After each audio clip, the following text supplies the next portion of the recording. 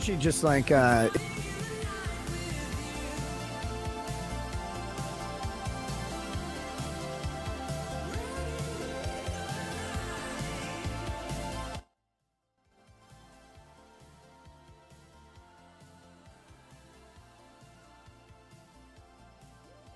Alright guys, welcome to tonight's show. Hopefully you had a wonderful day.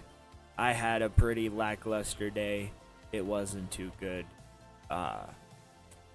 It is what it is though. So today I wanted to watch a Kino Casino clip. We have Diddler, Dax, and Nick Ricada sweeping for each other, bro. Let's get into it.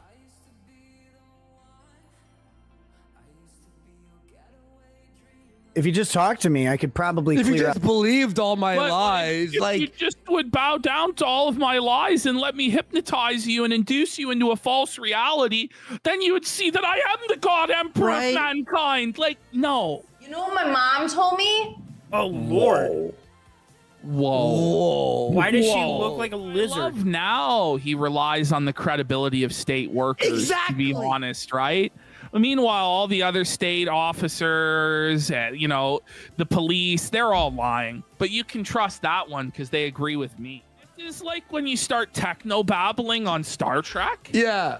It's like the molecules and the molecular level have shifted, and it's the electrolysis of the then has led to this result, Captain. Like, shut the f up, man. So we're dealing with the Rekieta cope. The Rekieta cope is endless. He's brought on his father, Diddler Dax. Oh, Let I me thought tell he you was being something about serious. this stream they did last night. Go. It had all the vibes of like a retarded son, like an intellectually disabled. Man, Andy, why'd you block me, bro? I didn't say anything to you, man. Nothing. Like autistic or Down syndrome son, showing his disappointment. But I always find it funny how they think that people... I don't honestly know what the fuck is going on.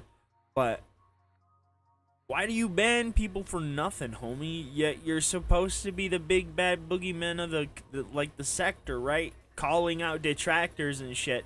But you guys can't handle criticism. I don't get it. Just because someone calls out the LARP doesn't mean you guys need to go into overdrive and try and, you know, shut them up. That's not cool, man.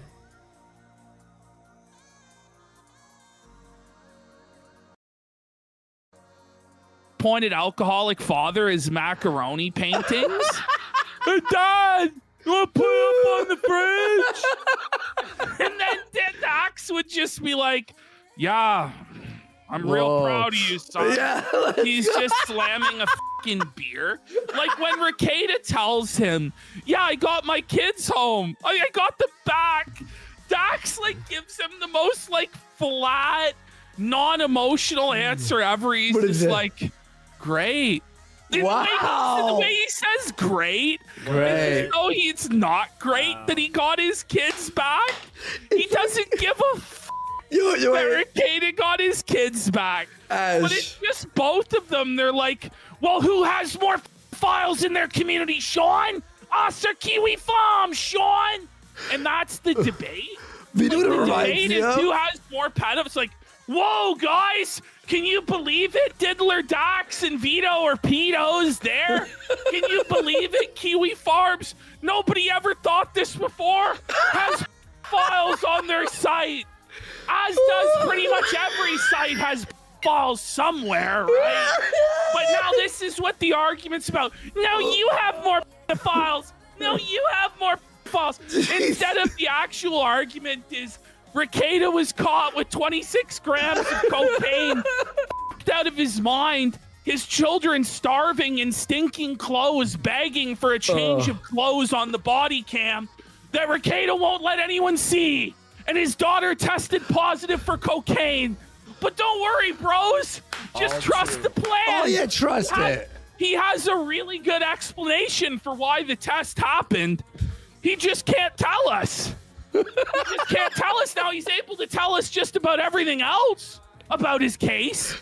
Doesn't seem to have any problem at all talking about the case against the advice of any sane or competent lawyer in the world, right? Any person. But he just can't tell us. But meanwhile, this is his cope, right? He's like, well, guys, black people are discriminated against in the system. And if you inject 2 grams of cocaine into a black person, it'll show up as 4 grams. What? When with a white person, it would only be 2 grams. And it's like, but Rekieta, that's some your daughter Alex ain't black. Jones She ain't black, though. So who gives a fuck? Oh, but the test is racist. But y'all white, bitches. So it's like the test is racist is irrelevant. It's irrelevant. As is whether or not Josh's penis works, whether Josh has pedophile consent, it's all irrelevant, brother, dude. So his argument is that black people are set up. They sprinkle Yes! crack on black Yes! people. Therefore, No, we're gay. no, seriously. He's a dick about this. Like, who gives a f? For one, who gives a f? And for two, you ain't black. You ain't black. That's seriously, this motherfucker is talking about. He goes, they said to me when I came into the courtroom, we're not used to a man of your socioeconomic status being in here. He's like flexing that. It's like, first of all, this never happened. They never said, oh yes, regal Lord Ricata, you of such great wealth and status have blessed this courtroom with your presence. They all bowed it. And then everybody clapped. The judge clapped there, Ricata. But even if it did happen, let's take him at his word that this did happen, right? Shouldn't you be fucking ashamed? Right? That you're in that circumstance? Yeah. With all the poor drug addict, degenerate bums? That you're in the exact same place that handles and processes these fiends of society? The dregs and the degenerate swine? That's where you are. This is Fight your socioeconomic status, brother. So, I mean, this whole thing is like, bro, look at my big W's, bro. I got my kids back. Now, I did have to attach this fucking probe into my arm with a patch that detects and sends to the government when I do drugs. And I had to bow down to the state and lick the boot. Yeah, so But it's guys, like an ankle look, bracelet, on but it kids- scans you like constantly. No, it's like a fucking, you know how they have those things for people with diabetes that test their blood sugar? Yeah. He's Dude, got so one yeah, of those, he but is it for tests drugs. his blood for Man. drugs. Oh. So if he does any drugs, the government will know and be able to felt him. It's like, is this really a W, sir? No. Because we all know you also hate your kids and you view them as a burden. So let's be real. Exactly. It's obviously not a W for you. This is a big time L. You've gone against all your stated bullshit libertarian principles. I'm going to fight the government to the bitter end. The NAP shall not be infringed. Ah! You know, we will fight them on the beaches and in the hills, but I shall never take the piss test. You've given up on all of that. You've licked the dirt off the government boot and submitted your blood to the state. I mean, But you've got a big W there, buddy. I'm sure, pal. It was like when Ralph won. He's like, I won the ability to pay child support, and we're like, congratulations, Take off my baldo. Okay, buddy. congratulations, dude. poor TPP, These man. W's are only a result of the massive L Yeah. that you were so fucking shittered you jerked off on live stream or got your dick sucked by your fucking mistress. The jury's still out on which It it was the mistress. Let's be fucking honest, dude. You know, Let's but not you had joke. powder on your nose, bleeding from your nose, a total fucking horror show mess. Your house got raided. Your kids were taken away from you. You were charged, facing 25 years in prison, buddy.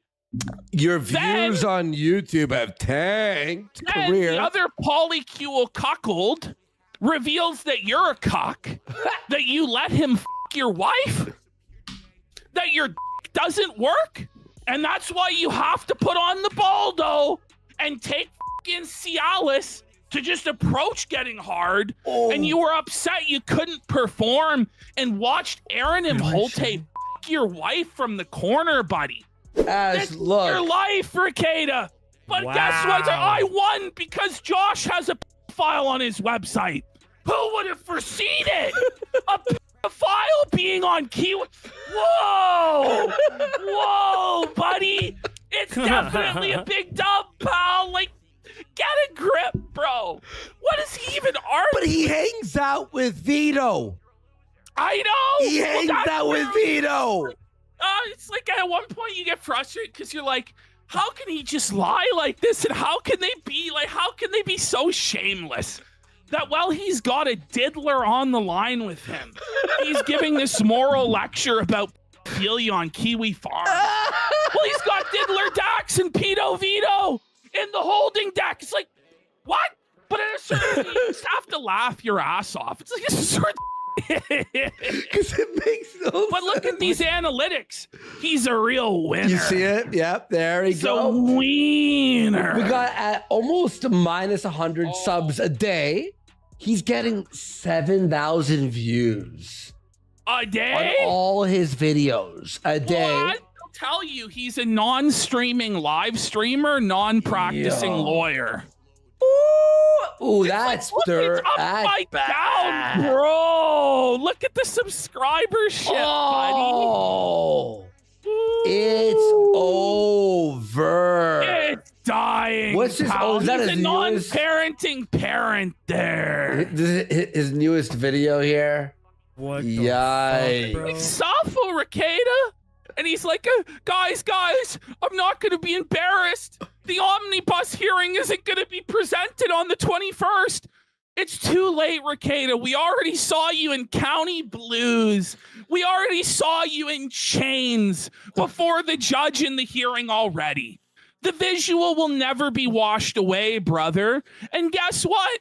If it does go to trial, if you don't bow down and kiss the government's boot and kiss their ring and do exactly as they say, not only will the whole trial be streamed, buddy, but the body cam footage will come out in evidence, pal.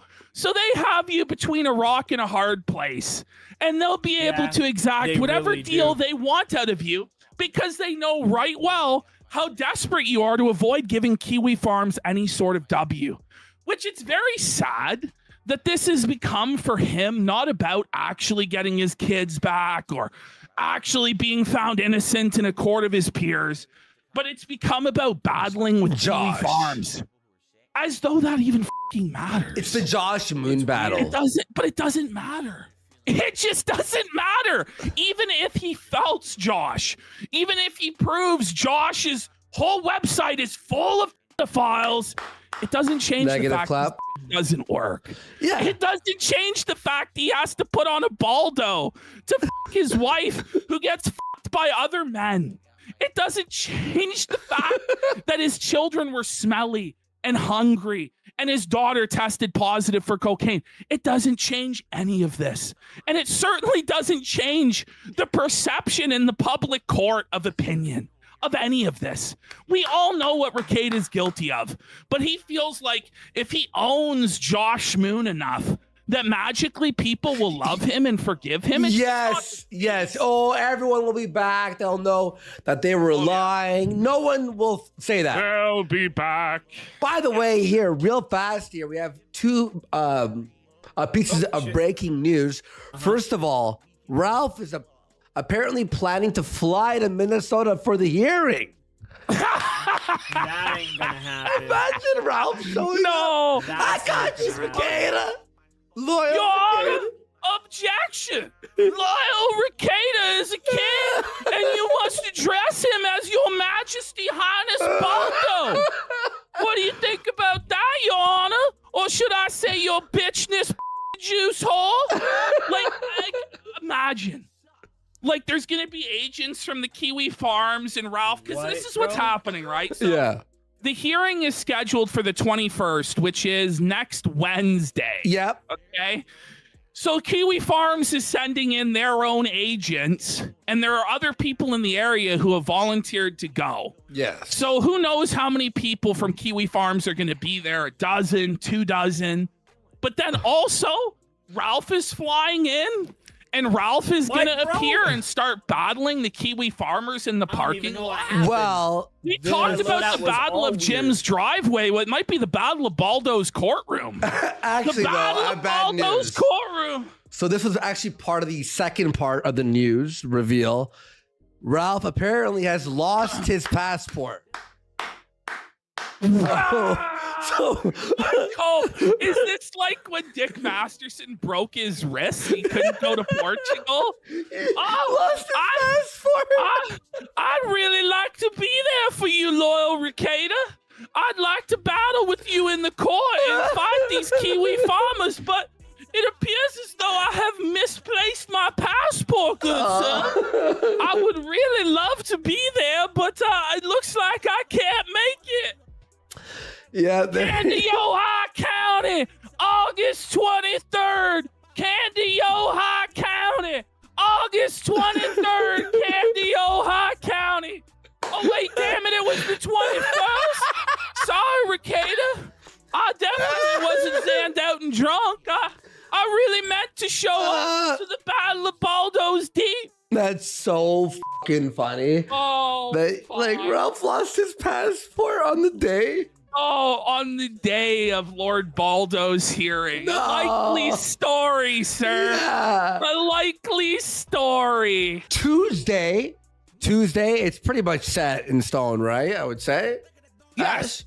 We've got me, PPP, Mudahar, and DSP chained together. And we'll be doing the chained together streaming game. Baby, for the first ever co-op in I think almost a decade Woo! of DarkSydeDrill. He's finally doing a co-op stream where he's chained together with the Kino Casino and the evil head of the detractors, Mudahar, in hell. Excuse me? No, he isn't. Okay, yeah, you guys lost me. Nah, that's not the truth.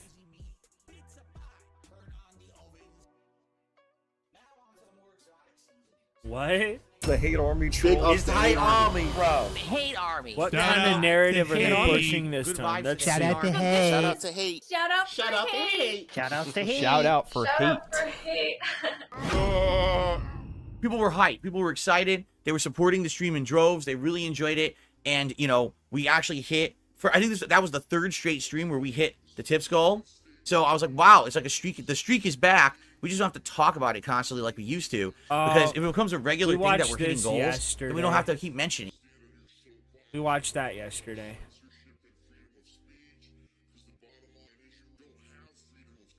Yeah, I don't care. I really don't care.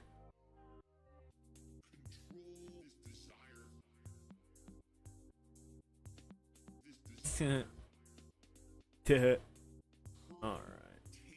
Shit, I had absolutely nothing for tonight, bro.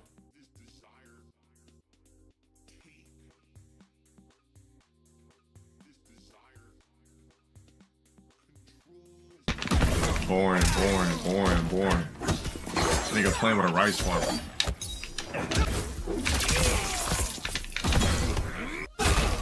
Yeah, it's 100% a sniper. It's a rogue bum.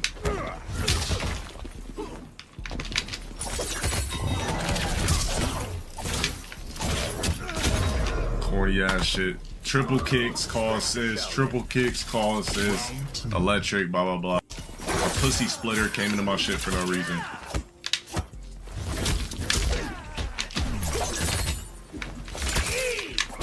Dude, we're not gonna fall for that pussy splitter.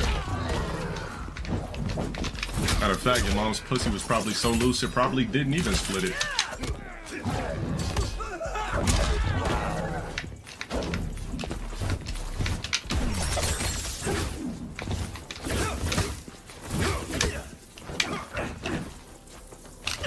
Here we go. Same shit, 2 lows, boom, boom, call assist, do, electric, blah, blah, boom, electric, blah, blah, blah, blah. Show me something we haven't seen before, nigga. Stream sniping ass bum. Stream sniping ass bum. Bum.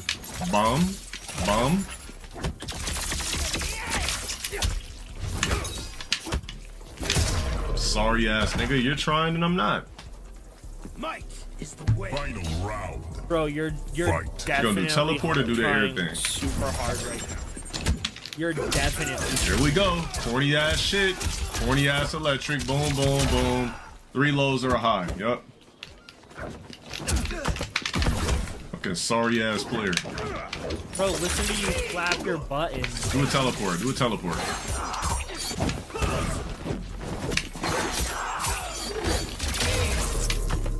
Finish him.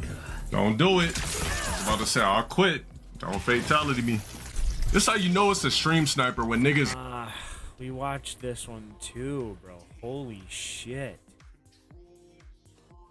All right, let's watch DSP complain about Street Fighter, bro. Alrighty, everyone. Welcome back to Street Fighter 6 and my climb to Master with E Honda. We are getting right into it today. We are close to having Master right now. So let's see how it goes. Do this. Let's go, let's go. 3-win streak.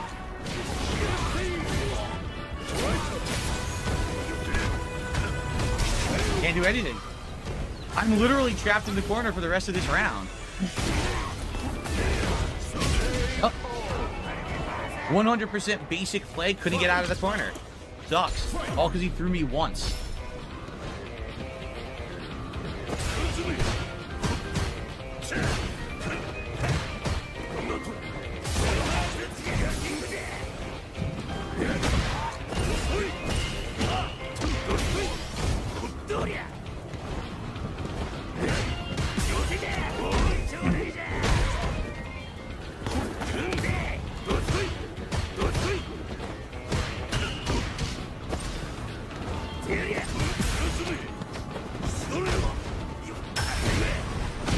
Nothing I can do.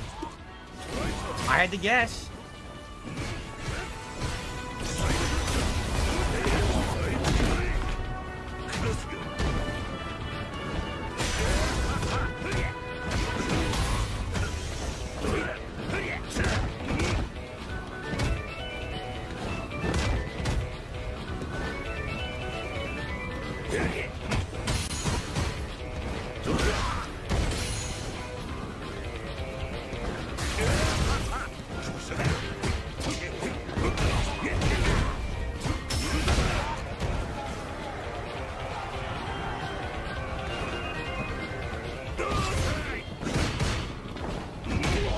Couldn't block. What the fuck? It's insanely easy to win with Bison. It is. Like that match.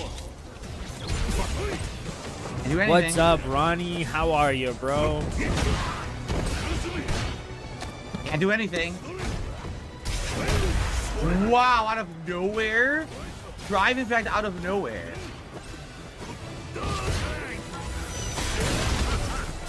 Nice. Same. I'm gonna turn this down for a sec. It's up too loud. There we go. Same.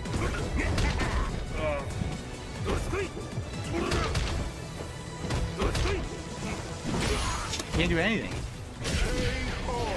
He literally did absolutely nothing and didn't earn the win and got it just because he's Bison. It's so lame. Didn't do anything. I can't get in on Bison. He could just stand there and block and do his incredibly good, buttons. Oh, for sure. Hold on. It's definitely an awful match for Honda. Honda has no way in on that.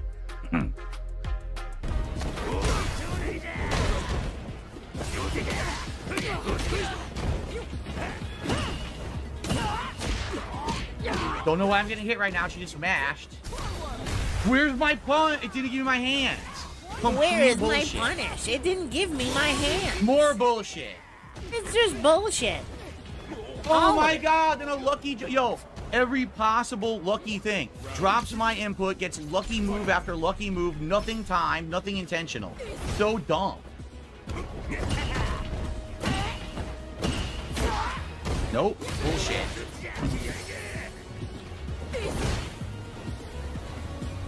Yo, that's racist. Can I do a move there? Why can't I do a move here? What the fuck? That's 3 in a row. Can my moves... Please come out. 3 moves in a row get stuffed. They don't come out. My moves, they don't come out. I've done them 3 times in a row? What happened? Where's my fucking headbutt? Come on. Where's my headbutt? I did it. You saw it. Dude, you heard the button. On. I'm only losing because the moves are dropping or she's lucky. She didn't outplay me in any fucking way, shape, or form. She didn't outplay me in any shape or form. Mash that button even though I should have hit you there. What I the should have fuck? hit you, but you it hit didn't give me my move again. It's not giving me my move. I can't get out of the corner. This is terrible. What the fuck? What is this? It's not here,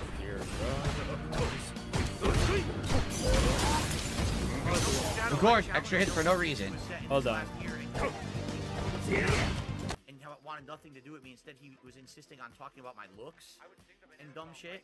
Now my streams look 100% better than his. My looks are 100% better than his.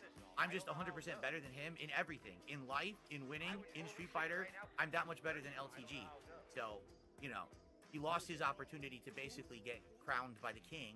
When I say crowned, I mean I was going to take my royal scepter and go boop, right on his empty fucking head. LTG would have beaten you, bro. He beat you before a Street Fighter 4, if I'm not mistaken, or 5. But he beat you in the past, bro. You're awful.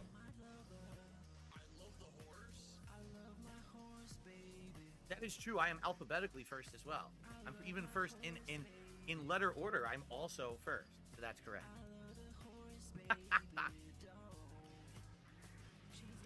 Yup. What do you mean I'm trying to avoid playing Masters? No, I'm not. Yes, you are. What are you talking about? In what way am I trying to avoid playing Masters? I said I would do it. Or I could do my lighting, like we could do anything. This is my one stream of the day, so I have to make the most of it, you know? People are voting for more matches. We'll do more matches then. Let's wow, dude. He was trying to get out of playing Masters, bro. He is terrified of them. Okay. All right. That's pretty funny that LTG can't even say how old he is. What the fuck is wrong with that guy? All right. Bro. What is wrong with this man?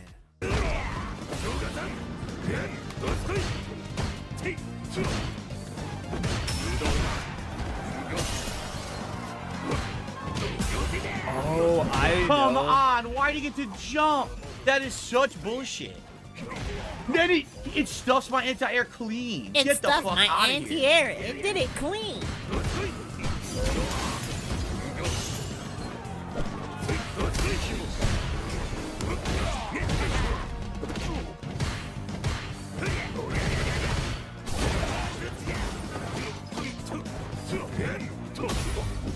Can't block.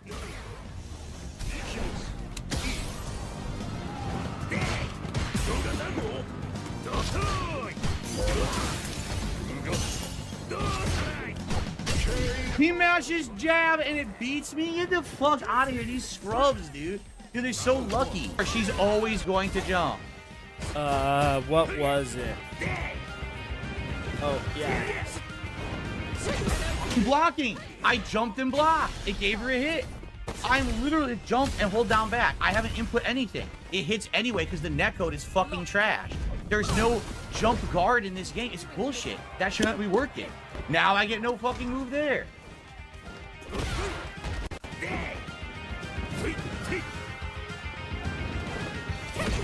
Again, are you kidding me? You fucking suck. I can't do anything again. Everything she does is insanely 100% scrub gameplay safe. There's no skill to any of it. I can't stop it because the game fucking sucks online and won't block the fucking stupid. Another tip, a $10 tip this time. From Duty's High Blood Pressure, congrats on Master King. Thank you so much to Duty's High Blood Pressure. I'm so sorry to hear that you have high blood pressure. You may want to look into that. They have some medications you could take, maybe a change of diet. I appreciate that. But there you go.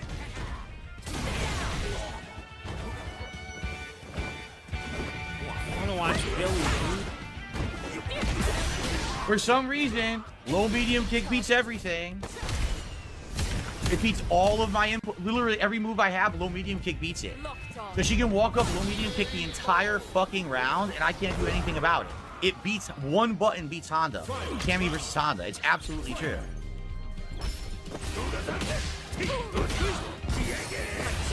I jump if the game froze. The game ducking. froze. Here's the pattern. I can't stop it. Oh, there we go. Can't do anything.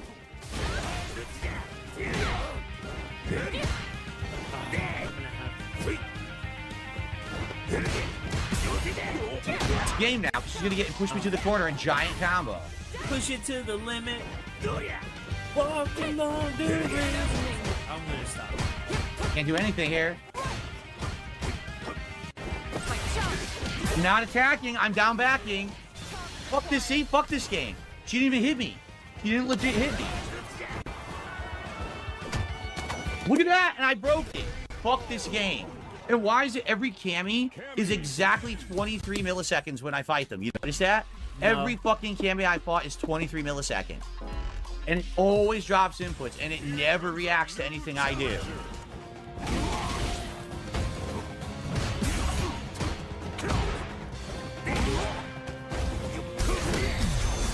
I didn't want that. I wanted the reversal, and it gives me that. I wanted wake up reversal. It gives me regular drive impact. Well, I'm gonna lose then.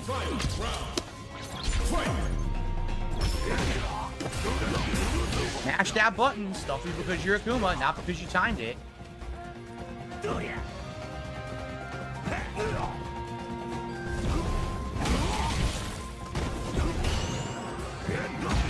What the fuck? From half screen. He's literally half screen away. And he does low medium kick and it punishes that? Fucking insanely stupid. That was absolutely insanely fucking dumb.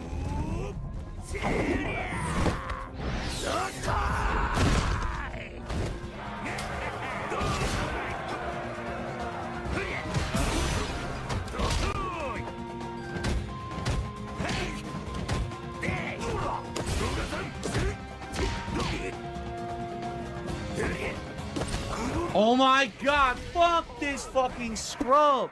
The luckiest fucking scrub ever. Kiss my fucking ass, you lucky there it is, dude. Damn, bro.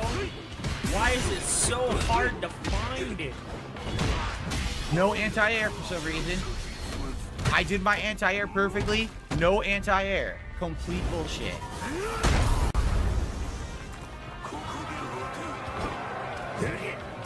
Oh yeah, we're gonna watch some Mash fucking standing. Are you kidding me? Mash standing. Fuck this Are fucking you kidding game. me?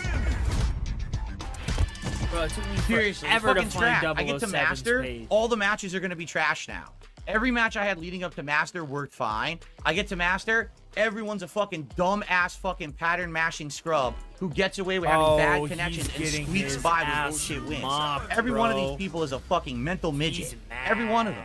That guy sucked ass. He did nothing to outplay me. He got lucky with every single fucking mashing hit. He's terrible. Yeah, so for example, I see the email address that's from, and I see the body of the message and the amount of the tip. That's what I see. Now, some people set up their PayPal accounts to have more information. They actually put a name and address and all of that. If you put that information in your PayPal and set it to public, then anyone can see it. Like, literally anyone you send a payment to will see that. But that's on your end. But bro, that's not what they're saying. They're saying that you have access to people's personal information through PayPal. You say they don't, yet they do. You do. Set up. That's not something that I actively look for or see.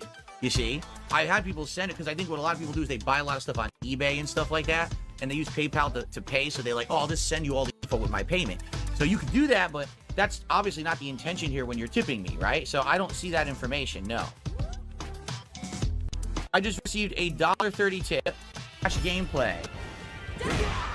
Again, every button mashed. Every button just mash, mash, mash. Nothing time. I'm just gonna mash every button because I know it all hits. Can't do anything.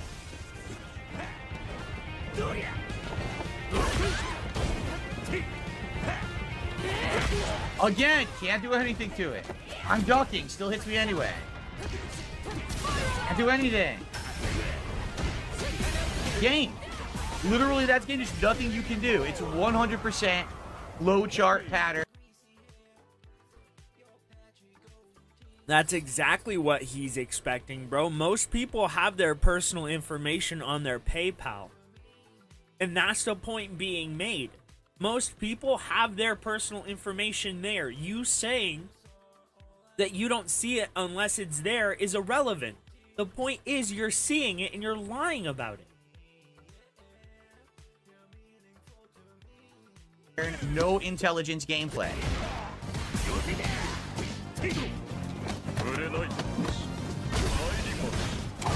And exactly, and the thing of it is, he requires like a verified PayPal, so they can't just create a random PayPal.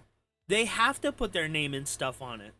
So he does get that, regardless. He does. He can say, "Oh, I don't get that. I don't get that," but you required verified accounts to contribute. So you're getting their information.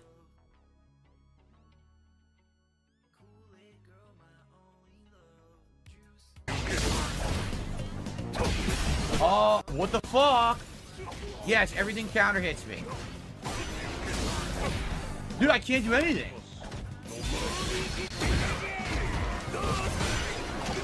That was level 1 super. Never jumped. I don't even know what just happened. Scrub. That's complete scrub gameplay. Whoa. 100% scrub gameplay. What a was fucking that? piece of shit. Fuck you, you piece of shit. Jesus fucking Christ, man. No skill. Man, you could tell. You can tell he wanted to hang up those stupid lights and not play Street Fighter because he's getting his ass kicked. I was there. I was on his stream listening to it live.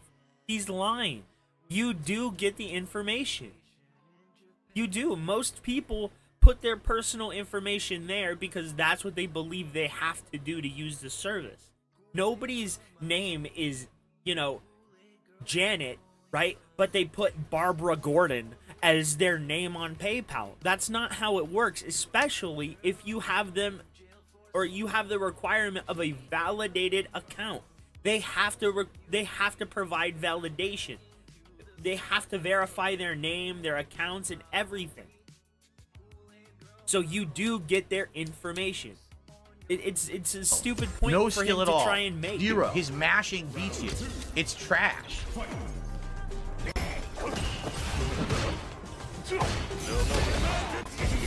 Bro, what's happening here?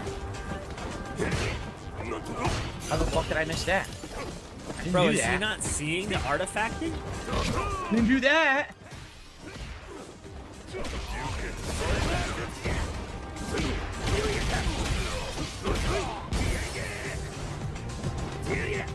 Oh my god, are you kidding me?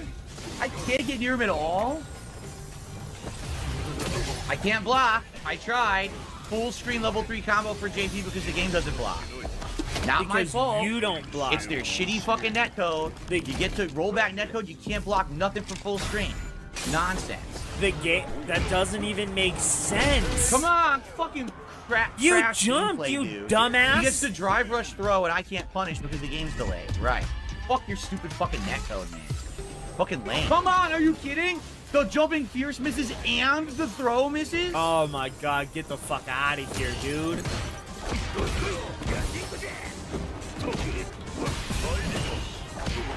I can't do anything. It's all safe hit straight. Game.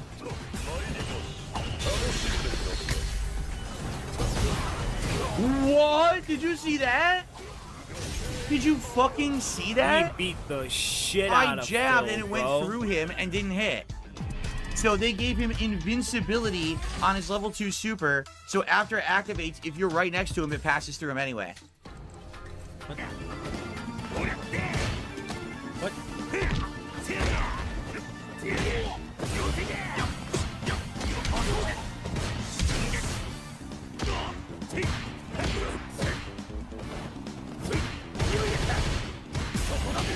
I'm parried!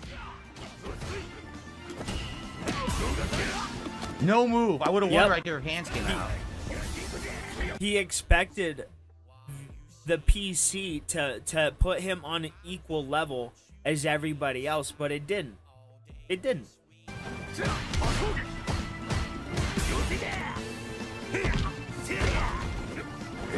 Oh my god, are you kidding? One lucky jump and he wins. One, he wasn't guessing. He didn't know I was gonna do a kick there. He guessed jump and gets the fucking win.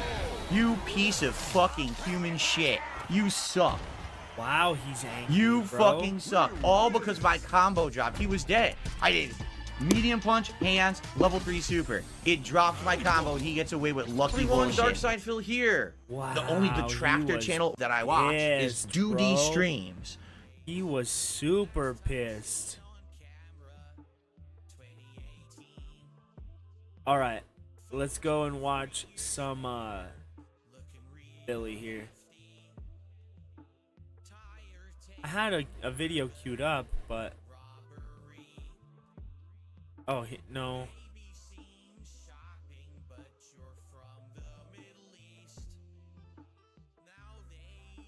Exactly. He thinks he can predict the future and do things as they happen. But this is literally not how anything in fighting games works. Okay.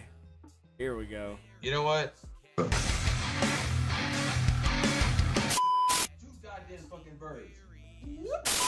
Whoa. Billy, how's your night going? You have a good night? Birds. Yeah, I'm Hell yeah, dude. pretty good. Bill looked like an absolute beast with the goatee. I don't know if everybody got to see that, but goatee Bill was like Alpha Chad Bill. Now, Bill, this guy's stream sniping us right now. You had a kind of crazy run-in with him. Remember that one time you tried to meet up with Groovy Jimmy to eat some pizza and he pulled a out on you? Now, Bill, I actually have that video pulled up on the right timestamp, so that whole interaction. Do you want to watch it together and kind of break down what was going on through your head and how you feel about it now? Yeah, sure. All right, so Bill, for the audience, I'm sure this is kind of iconic. It blew up. Why were you at Jimmy's house before we get into it? Gary Coleman. Gary told you come on over, and he said, "Come to this place." I said, Like, come go in on here over. now, Jenny And will Gary take you out was to go right eat there. pizza, you know, and it's like, oh, Yeah, that's would've kind of been cool, you know, and then maybe we could do a live stream, you know, maybe you and Jimmy could do a live stream together, you know, shoot the shit, you know. Yeah, but it did not end up being that way, you know. He opened that door, pointed a goddamn fucking gun at me sideways like this, like, what the fuck, bro? Well, Bill, if you watch that body cam, the cops were so biased against you. They really wanted to put you behind bars when you were, quite frankly, the victim, and it was crazy. What a disastrous day for me to come out here because it's raining and shit. Now, Bill, watch these blinds, by the way. I don't know if you've ever noticed this, but watch the blinds. Someone was peeking behind him. He peeked behind him and allegedly was butt naked when he did it, too. I don't think that lines up with the time. He told me that he ran from the shower to the door to check naked with his mom in the house. Picked a better day with that not raining. Especially with your mom.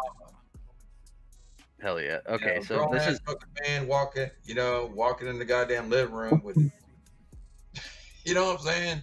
I agree. What? Yeah, I feel you. Can't do that. God, I just pictured that. Get the mobile, bro. Yo, get the fucking mobile. Boom. So what was your reaction right here when you have the Bro, he pulled the gun on Jimmy, bro. You know? Or yeah, that's Billy. crazy. You maybe should have even bolted. Like, there's a chance I'd take off running in that situation, just fight or flight kind of deal. Maybe go for the gun, lunge for the gun. I stood there. I was like, you know Big what? Birds, I'm what's just gonna up, bro? Hopefully your night's okay. Jimmy, it's Bill. We're watching some Billy and some Jimmy. I never knew they meeted up. This is like Marvel and DC running comic books together. Right there. Whoa. Go back to the point where he was over there by the door. Yeah. Bill, I got to give you credit too because you stood up to a man who was pointing a gun at you for no reason at all, too. I'm not some pussy. Nice. I'm not some pussy. Did you pick Batman or like right here where he's telling you to get from over here? Yeah. Did you want to, okay, yeah. So like right around. Bro, I didn't do nothing. Get no Uber. Get the fucking mobile. I didn't do nothing, Jimmy. That's true. You didn't do anything. At least the warrant of being pointed in your face. Yo. Right? Yeah. I mean, that must have been kind of surreal. Strange, man. Bill made a new diss song to Deets. And I gotta say, this is the best song I've heard Bill produce Yo, in the past more 6 Billy months. music. It's a fucking banger. Hold on, let me pause the background music. He's about to serenade us, bro. Come on, Bill. I'm looking forward. I hate Come beat on, song, Bill. Yeah, yeah, Dude. it's a good one. It's like a hard rock beat. I should troll Bill and give him a phone call and be like, "Hello, Billy Caffigan. This is your local Department of Human Services. This is an automated call. Press 1 if you understand. Press 2 if you don't." I don't know, I lost it there at the end. But dude, it would be fucking hilarious, and then I could go in, "You have 30 days to vacate your apartment. Section 8 housing is no longer valid. Thank you, and call again tomorrow." Hard rock rhythm. Maybe play it live. No, I You couldn't mind if do or that. if you're down to play it live, but I also have one queued up for chatter and chat tonight. But I actually have a song. I mean, I already have a rhythm already pulled up already, and I'm gonna release this one for y'all. It's called Rasta Foot. Oh shit, smoke him if you got him, bro. Have you ever seen a Rasta foot be rustling on your face? Everybody told me no, it ain't nothing but a big disgrace. I don't know right now, I gotta say right now, I gotta take it down. But it is a Rasta foot. Yeah, man.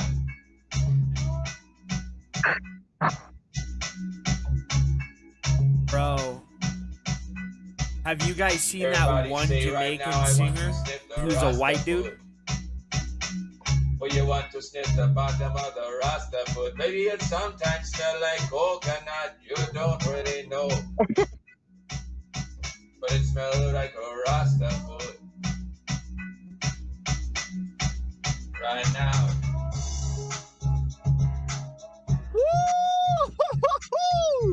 Nice.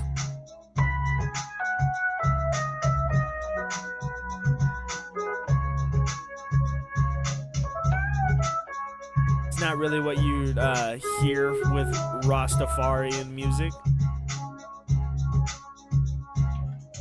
You go to bed and you wake up and you sniff the Rasta foot. Then you rust it on your face and you sniff that where it needs to be put.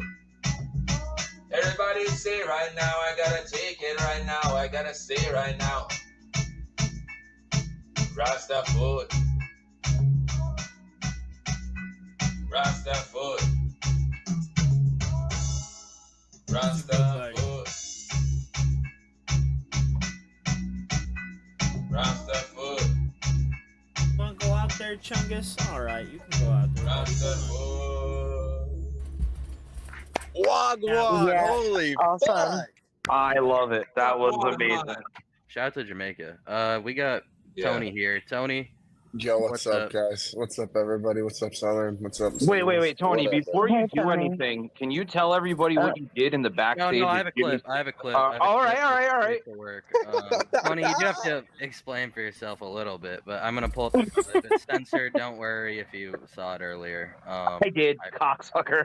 Believe For this real. is it. Hopefully it's not. Are you filming from your closet? Nah, he in his goddamn people house. See what I'm saying? He's filming in his closet. He's in the closet. This guy's gay. So why'd you do that, Tony? I needed to assert my dominance on Jimmy, dude. Oh my god. Is that I how? need to show him what a real man looks like. Yo, what? Bill, how do you feel about that?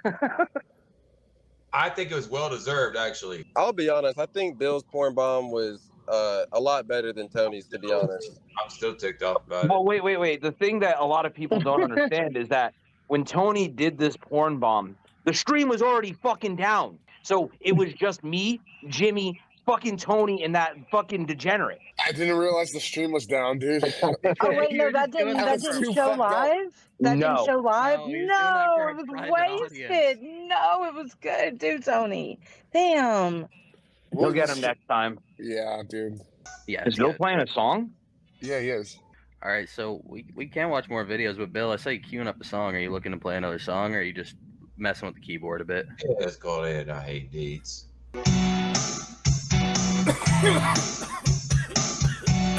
This is a true banger. I hate deeds.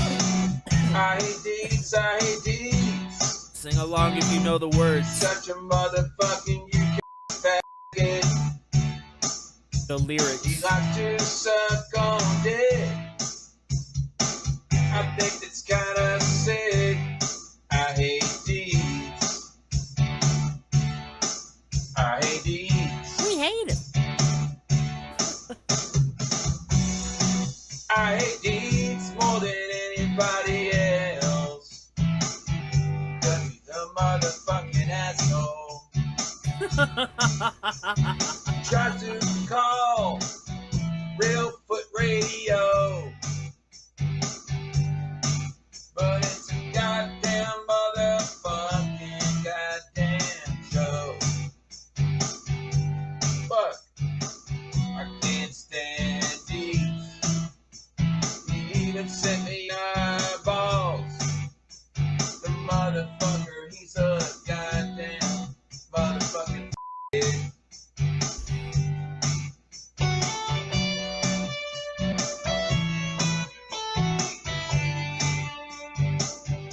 This is straight fire, dude.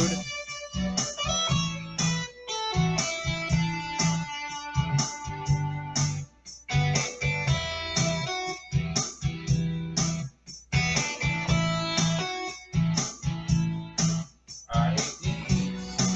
I hate deeds. I hate deeds. He even likes to call me gay when I don't even act gay. He's a motherfucking goddamn fool. I hate deeds. That was amazing, Bill. So good. That was So funny good. as shit. This troll in the chat, Deets, is saying he owns that song, but you can't take away the creativity that you put in. Nope. No one can. Oh He my he god. got parts of like what happens People have when almost the watched song's a eyeballs, thousand. bro. Hold on. Fucking UK Hold piece of shit. on. Bro, you guys have almost watched 1,000 hours. 1,000 hours of my trash ass content. You all are amazing. It was this one. So I'm saying we about to get busy in this motherfucker. Oh, this is the Jimmy cartoon. I'm about to bring these fool ass niggas back up on this motherfucker. Shh, about to get started. So I'm saying, cut these motherfuckers up.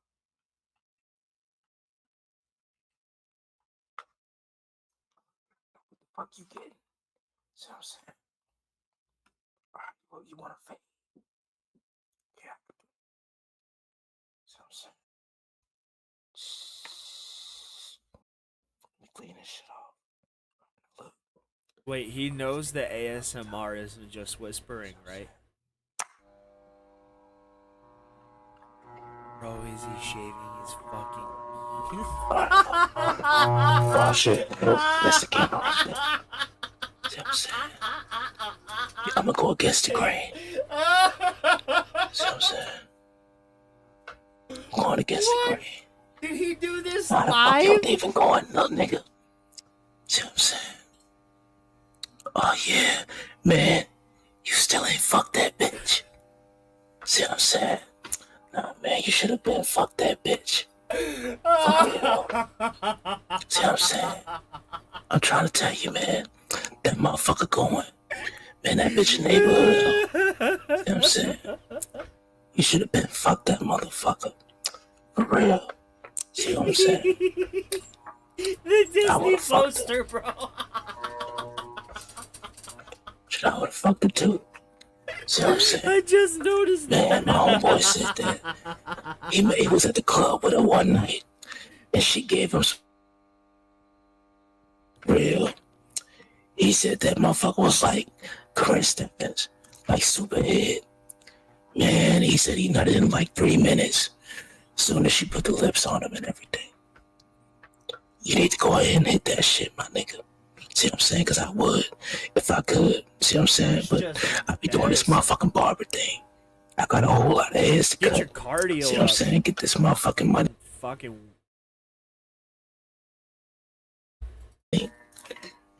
See what I'm saying? A lot of the niggas, they think that white collar is the way, but I'm a goddamn barber and shit, bro. I make like 6 figures and shit doing this. See what I'm saying?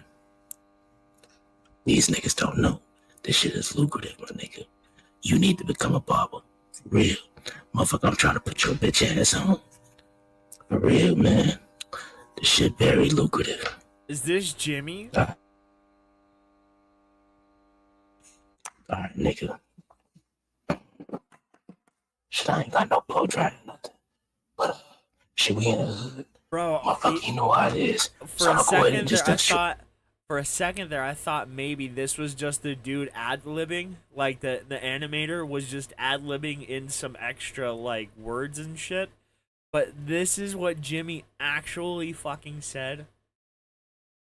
I can see why people are gravitating towards this guy. This is fucking ridiculous. Get all the hairs off like that. See what I'm saying? I feel like a new renaissance of YouTube is coming. What? So I can get your bitch ass up out of here. Right? See what I'm saying? I did that motherfucker quick, didn't I? For real. I did that shit quick as a motherfucker, bro. I've been doing this shit for too long, bro. See what I'm saying? Look, you need to tell your little homies, you know, that I be cutting there and shit. See what I'm saying? I'm trying to get this goddamn money on fool. I'm trying to get this motherfucking money in, you see what I'm saying? Look, if you send like 4 or 5 of your homeboys up in there, I'll like take like... Is he trying to...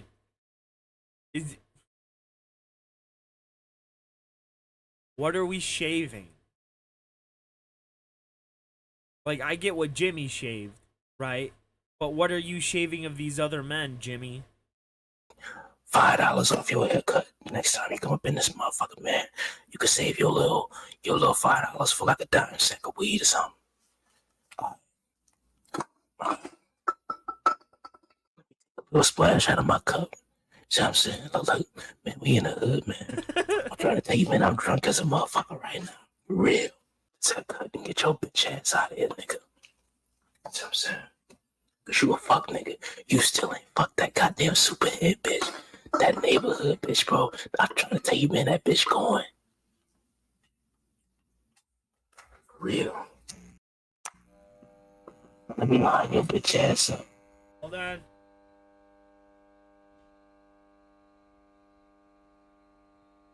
Turn your head to the side.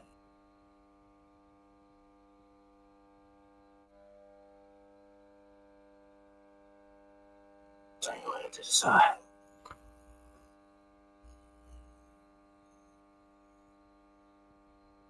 I told you to get your bitch ass up out of here quick. You want me to hit you with the razor blade? You a bitch ass nigga, man. You a high maintenance ass nigga. See what I'm saying? I just edged you up, man. You want the goddamn razor edge up too, nigga. What the fuck wrong with you? Let me see if I can find one. Find a motherfucking razor blade for you. See what I'm saying? I probably give me a second. I gotta go off camera. Oh, my bad, nigga. I can't find a razor blade, so I can't do that razor blade line up for you. So I'll knock off another $5. So all you gotta do is give me $40 for that cut. Right. $40, bro? Switch it. Get your bitch ass out of my shop now. What the fuck?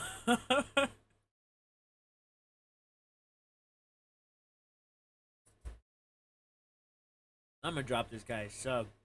Drop him a sub too, dude. Whoever's watching, fuck yeah.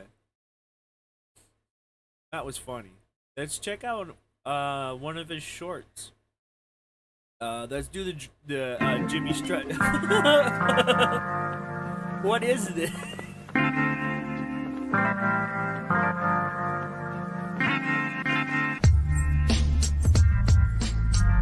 Well, that's certainly Jimmy. That's what he looks like.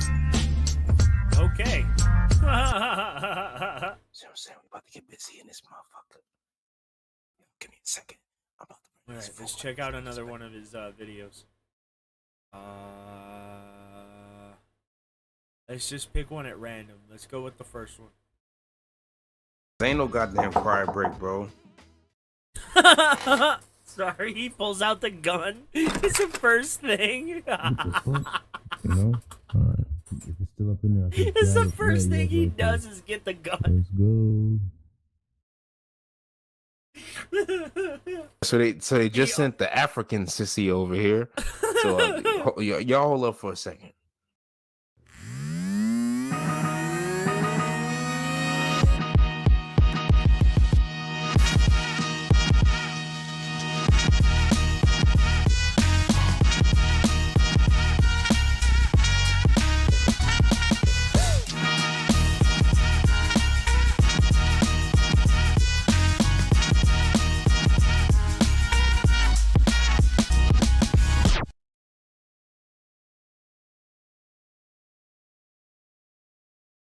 Ronnie Y'all already know Blaze what it is is. Ain't no back. goddamn cry break, bro. Y'all motherfuckers ain't doing nothing to make a motherfucker cry. For real.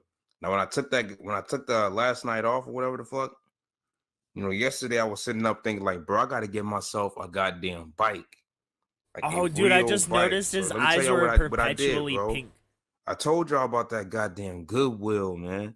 Y'all talking about, oh, you can't find no goddamn couches at Goodwill for the $20. You can't find no goddamn lazy boy.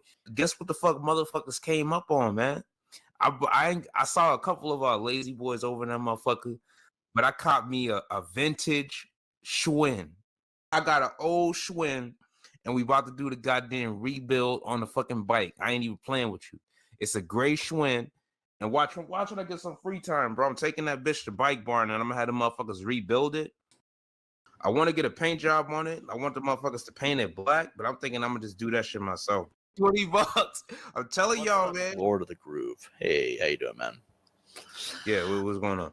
What are you over there doing, stupid? So we're gonna be playing Cyberpunk, and today Varus is joining the stream. What's that, Varus? Fuck all of you. Talk about the bike, man. You know, I told you I'm gonna be ripping up these goddamn streets. All right, well, He's we're gonna sitting there play with a gun. some Cyberpunk. Like, hey, this weekend, hey, that motherfucker's rideable right now, but that's what I'm saying. It's gonna be better than fucking ride.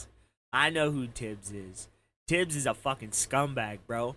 Oh, it's like, I'm gonna defend Cyrax, cause I'm a dumbass. And then I'm gonna get my ass fucking kicked. And then act like the dude from Superstar that rides off on a motorcycle. When it's all painted up and rebuilt and shit. All right. Yeah, ripping up the streets on a bicycle, sure. Yeah, bro, I'm ripping up the streets, bro, on the bike. All right. I ain't gonna lie, bro. I said I want to do it. I want to rip up the streets on a scooter, but you know, this is a rebuild project. The little bicycle, man. The little Schwinn. And let me tell y'all something. I'm gonna ride that little Schwinn for a little bit, and I'm gonna sell that bitch online. I ain't gonna fucking lie. All right. The Mark channel put up a video tagging one of your viewers and said that they were modded to a racist. That's a lie. Now fuck that. I got a vintage Schwinn that could get rebuilt up too. It's a Stingray. I got one Stingray and I got that other Schwinn right now, bro. Both of them bitches get sold. And I'm not gonna lie, bro. That might be how I break into the internet sales game, bro. Not like going to the goddamn Goodwill and excuse me? Yeah, bro. I bought the goddamn bike from Goodwill. I told y'all motherfuckers I was going there when I got some free time. That was a vintage, but they don't at Academy. They don't have that type of Schwinn that I bought. I just like honestly, if anything, I bought it for the body. Yeah. It's a Schwinn. It's a mountain. I've noticed that too, Ronnie Blaze, that Goodwill seems more concerned with keeping up with the prices on eBay than actually being affordable to of-need people. You know what I mean? It's kind of ridiculous the prices at Goodwill nowadays. It's pretty much equivalent to the prices at the store. You just buy it brand new for the same price you buy it at Goodwill. At least the one closest to me is outrageously overpriced. Everything there is overpriced.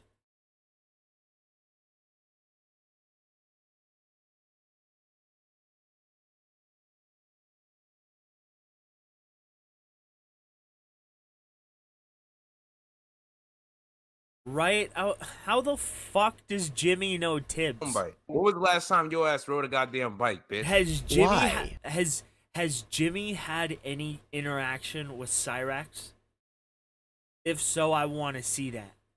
I think that would be fucking hilarious. What would be the benefit? Do you know that riding a bike releases endorphins? It's a good way to build up, you know, your leg muscles and shit, your fucking core. Do realize that's not smiled upon, and plus it's just not how I am. I'm sorry, I'm focusing on what you're saying here, and it comes off as what the fuck is wrong with you, you know? Now, if you want to see, I'll go on the street. I should get a little bell put on it when I take it to Bike Barn, bro. Go Is ahead. this I'm an listening. actual I'm sorry. conversation or two different conversations? Despite the fact that Like, I question interlaced what together. you're getting at here. I want to get like I want to get what is it? I want to get a cell phone holster on the bike. The Jews of World War II that the Nazis were executing chose their religion, right? Now, most people believe it's a matter of you can choose to be gay, you can't. That's why pedophilia is it's forced, but you can be sexist against them. Well, look at the Jews the same way you would the trolls. Now, we don't hate Jews here on this channel. From what I understand, Winter's Jewish. Well, if you choose to be Jewish, Christian, or Catholic, you also choose to Jimmy be responds a troll. I know y'all motherfuckers would love to see some bullshit pop off. Nah, bro, I don't know, bro. Like, hey, last time I went over there, it was good. As far as I know, it's good. You know, are you trying to instigate? Nah, are you trying to stir the shit pot on YouTube? Trying to stir the shit pot right now. Does the bike have? Look at that. There's pegs on the. Yeah, these motherfuckers are stupid. You can't fucking do that. Fuck out of here. Now, other than the fact that riding a goddamn bike is a good way to release endorphins and inspire creativity. Are you suggesting that being a troll is like a religion? One of my homies that tried to be fucking with me online, he was like, bro, hey, come on, man. I could just, man, okay, I'm gonna be watching live and stuff, and he's on the panel right now, tracing IPs. Y'all. Yeah, he is, bro. I made him a little mini host. He has it, and he's probably watching right now. Yeah, he's somewhere in the clouds. I don't fuck out of here. Okay.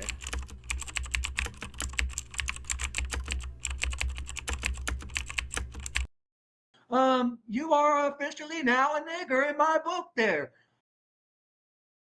Wait a minute. What? And see if these motherfuckers got anything to say. Fuck out of here. Come on, VPN. My bad. Let's talk about DJ T-Cap. How many days off are we at in a row now? Ready to admit you're unemployed? Let's say something. Let me tell you something. All right, I took off Monday and I was off Tuesday. All right. If these people don't want to pay overtime and I just be doing 40 hours a week, all you got to do is do the math. All right. Look at this. Our day is cut off, like the week ends on Saturday for us. So that's when the time goes in. You do Saturday. I called off Monday. So that's 8 hours. No, my bad. The time goes in Saturday. You do Sunday. I went to work 8 hours.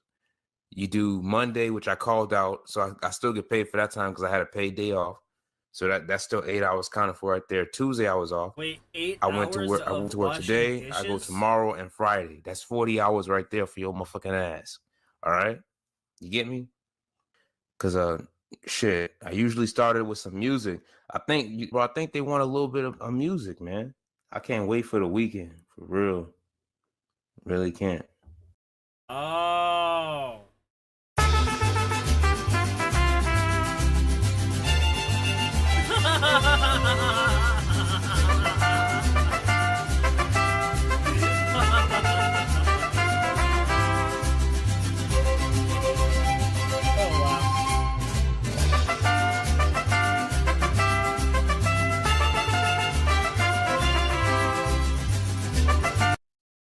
I was gonna say, how the fuck did they find so much Lord time? Jimmy, you punk ass faggot, little ass bitch. Like that you see, you gotta come correct for real.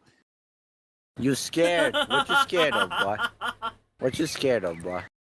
Motherfuckers, have y'all ever seen like a jail documentary or whatever the fuck? You bitch ass nigga, porch ass monkey, nigga, Hey, pussy fuck all ass that. nigga. Nobody Love wants that you shit. for you. I invented the first I Dookie look better Glock, than bro. you. I got more money than you. I got more subscribers than you. I got more bitches than you. No. Hey, fuck all that. I invented the first Dookie Glock, bro. No, got I knives in haven't. prison and shit, but like one of the most disrespectful things that they could do to you in prison is shoot you with a Dookie Glock, bro. Dude, I put chocolate milk, goddamn mayonnaise, fucking hot sauce, eggs in a fucking bottle. I let it sit like in the bottom of a cabinet for weeks. Like I put it in a backpack and took that shit to school. I'm like, I'm gonna throw this shit on somebody's car out the window or the bus. Right. And like I went to throw it and it hit the top of the bus and it fell on somebody on the bus, bro. And that's the dude I had to beat up. Because the dude, he picked that shit up and he threw that shit on me. I'm like, God damn, this shit stink. Oh, for sure. Bitch ass, porch monkey, little ass, gutter ass, fuck ass, fuck. I understand why that dude got mad, because like that was a stinking ass. That was a stinking ass. I don't know about that. That dude was talking about killing me, bro. Even after I whipped his ass, bro. Like I could understand why he was upset. I might have to watch that. Like I was trying to throw that shit out the window and hit a car, but like it hit the top of the window and plopped down on that motherfucker's. Like it was like the first week of school, bro. Right. Plopped down on all on that dude's new drip, on his goddamn dreads and shit. Yeah. That shit is still hilarious to me. Lord Jimmy, you punk ass faggot, And just shoot you, just blast you right in the face with that shit. Bro, I grew out of that shit when I was a kid, you know, menacing motherfuckers and stuff. But some motherfuckers need to be menaced, like y'all, bro. That shit that I was doing when I was in high school, fucked up concoctions, that stinky shit that I was throwing on them people. I have dreams where I enter your house, you know, and I walk over to you and I slap you across the face and you're like, "Thank you, sir." And then I put your mommy on the kitchen table and I spread her ass cheeks and I fuck her and come inside her pussy, and then I give you a little brother. And your little brother calls me weirdo, daddy, man. and you call me stepdad. Ain't nobody even said nothing about no SHP in this stream right now. So what the fuck you talking about? Still talking about this no-name ass motherfucker. What? There's so much behind this. Like, bro, I ain't gonna lie, man. Like, I should have that's one of the, that is some disrespectful shit, bro. Like that you see, you gotta come correct for real. Right. If I would have did that, I would have got a public execution. Right. Nah, this was a grown ass man who we threw some shit. I threw some shit on his car. I threw some shit on like some old Impala, some what is it? Some slab Impala type of thing, right? Right. That shit was still funny because it was a clean Impala. But this motherfucker followed the bus till we got to the first stop, and the bus driver opened up the doors and the people started getting off. He waited till everybody got off and he stormed inside of that motherfucker and was like, "Whichever one of y'all threw that shit on my car, y'all tell me who it is, and I'm gonna beat him up on blood." That's what he said. Shut the fuck up. You come to my streams every fucking day and try to get my attention because you're a cloud chaser. And you can't take it when I talk back? You don't want me to reply? Hey, fuck all that. What? Like these motherfuckers, I don't know if they don't be listening. If you talk shit about me in my comments, I'm gonna reply all I want, you soft ass little boy. Yeah, bro. Look at what he said. Yeah, why you mocking the shit, man? Come on. The way that motherfuckers was getting down, but hey, I'm not joking with you, bro. I'm cybersecurity. I enrolled in some cybersecurity class. They're teaching us McAfee or something right now. They're teaching us ethical hacking or something right now, and I got all y'all IP addresses, man. That's great. Come on, VPN. All right. I'm going to go to bed, guys. I had fun streaming with you guys, and I will see you guys on the next one. Peace the fuck out. People from my life start talking to y'all. I threw some shit on one of my classmates' mama's cars, bitch. I threw some shit on a dude who used to ride the goddamn bus's car, and he rolled the bus home like some odd day, and he was like, "Yeah, I know that was one of y'all badass little motherfuckers that hit on my goddamn car." And it hit the top of that motherfucker and fell on the dude. And I invented the first Dookie Glock, bro. For real. So just turn this goddamn VPN off. For real. What? That was fucking crazy. That was nuts. Okay, let's see this SNL clip. Since 2018, Amazon's been showing customers a new way to shop where you can just grab and go. It's Amazon Go. So I just grab what I want and leave? Yep. Wow, that's so easy. Use the Amazon Go app to enter, then start shopping. That's it? That's it. No lines, no checkouts. No problem. At an Amazon Go store, you can walk in, grab what you want, put it in your bag, and just go. Oh, so you want me to just take something and walk out? Nah, son. But it's so convenient. No. Nice try. We know some people are skeptical. Some people? Well, here's how it works. We use computer vision, deep learning algorithms, and sensor fusion. Oh, okay. So it's a trap. So where do you pay? There's no register. It all happens with our grab-and-go technology. But where do you pay? You don't. No, I do. I always pay. Okay, who do you think I am? It's simple. Take what you want, put it in your own bag, and walk out. And we have everything you love. Oh, hey, they have my favorite brand of kombucha. Oh, that's great. You should grab it. Sure. Can you grab it? Me? What? No, just grab it. You should pick it up. Babe, it's fine. Pick it up. I'm learning. If you change your mind, just put it back. Our technology will update your virtual cart instantly. Okay. I am putting a sandwich back, y'all. I have decided to get a different sandwich today. I don't got no more sandwiches now. So get your purchase and go. I don't trust it either. Go ahead, leave. Just walk out. Here I go.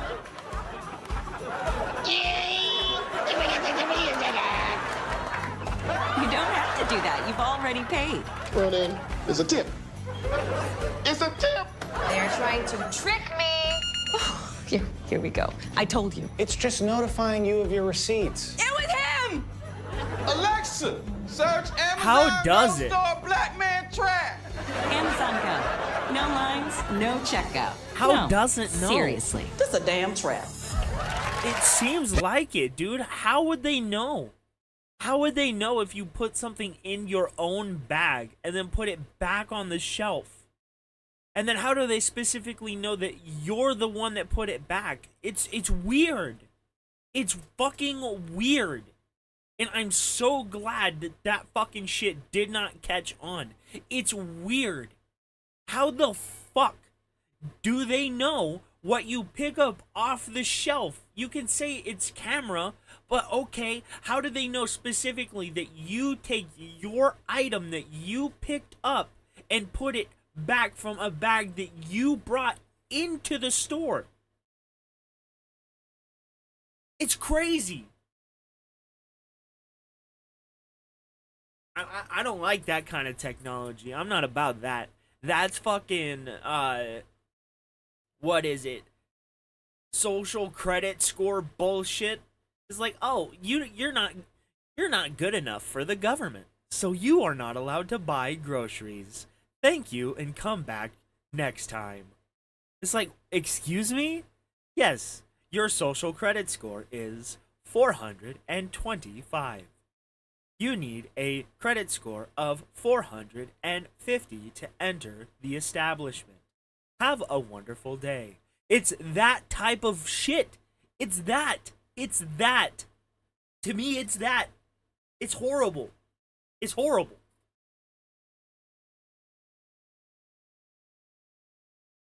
To leave YouTube, where are we going? Oh, Amazon. Yeah, well, I know they exist, but I'm glad they didn't become popular, because for a time there, Amazon was trying.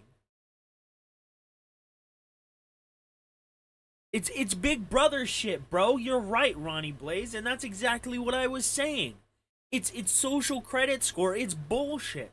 It's literally leading to a future where everybody, or I mean everything, right, is locked off to nothing but the most privileged of classes, right? And the only way for you to be a privileged class would be to adhere to the social norms.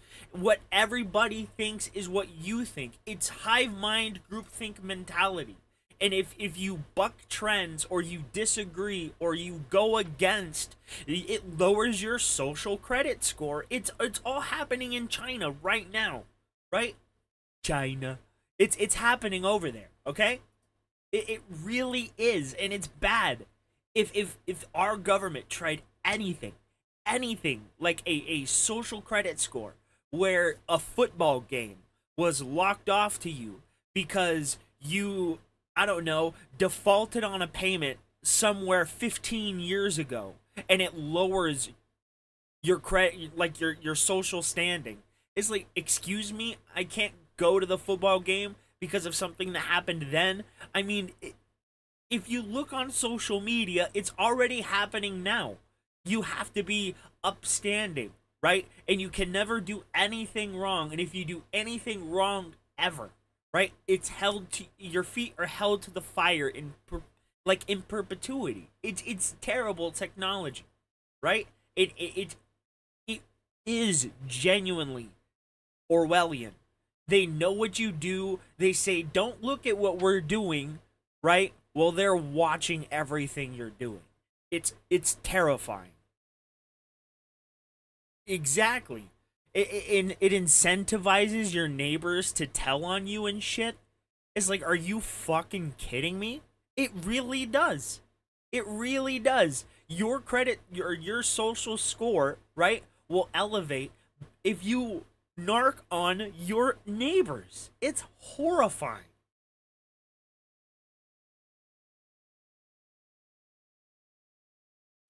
China appears to be constructing the ultimate tool of social control, a comprehensive credit score system that will make your head spin. That's what the American Civil Liberties Union, ACLU, wrote on October 5th, 2015.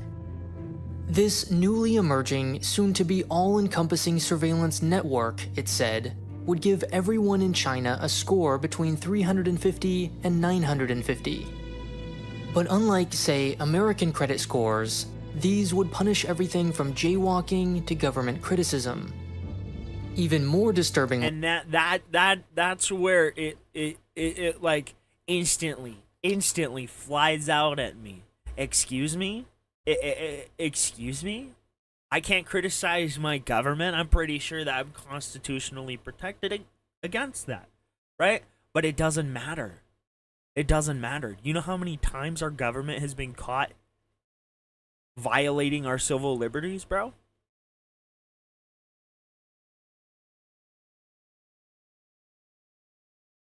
It's insane. And people like to make a joke that like the government introduced drugs into communities, right, to suppress certain communities, but they have done it. You could be responsible for the actions of your friends and family. Fuck.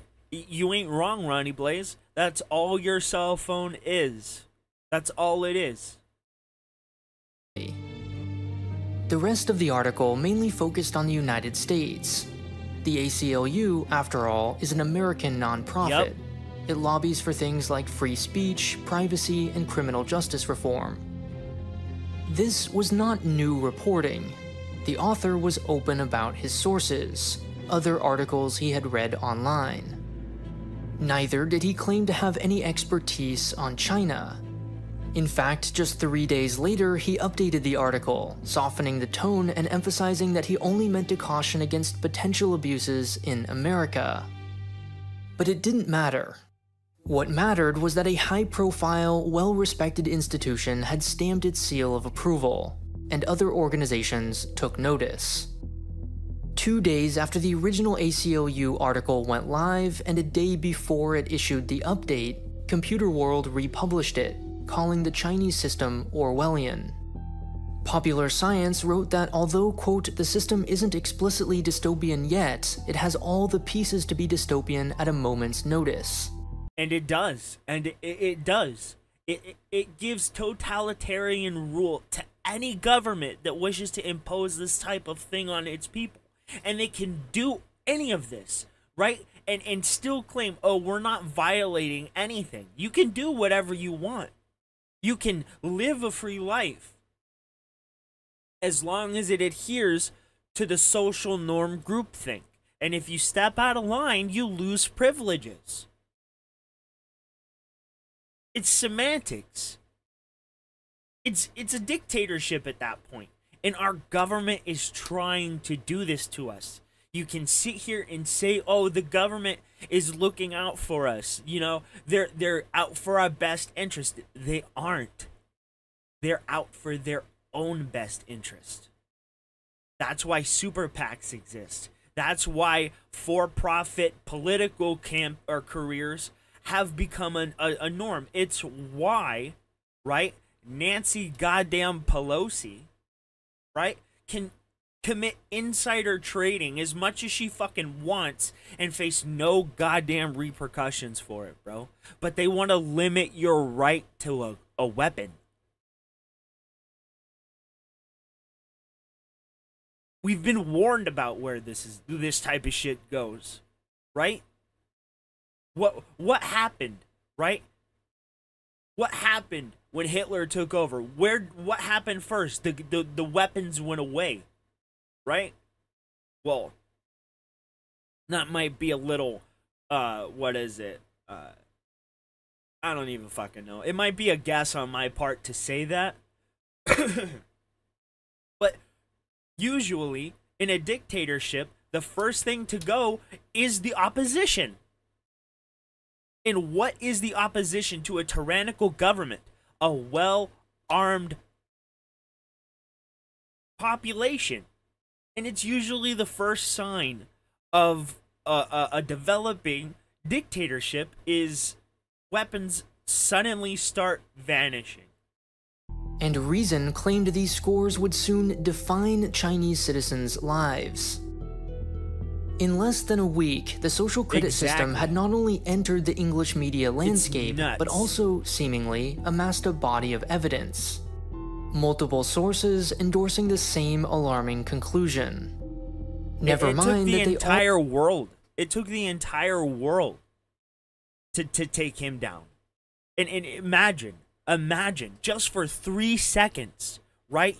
Somebody infiltrated the world's most powerful military, right? And just said, what if we did this instead? And in this hypothetical, just what if everybody said, right? Every one of our ruling officials, right, said, this is where we should go, right? What would we do? What would we do? We can say, oh, but we have our weapons. They have nerve agents. They have tanks.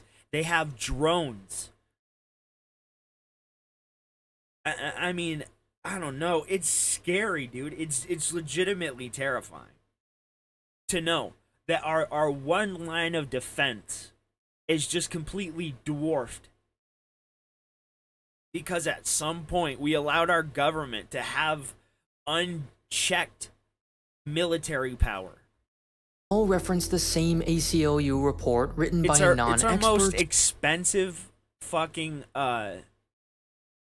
tax, honestly.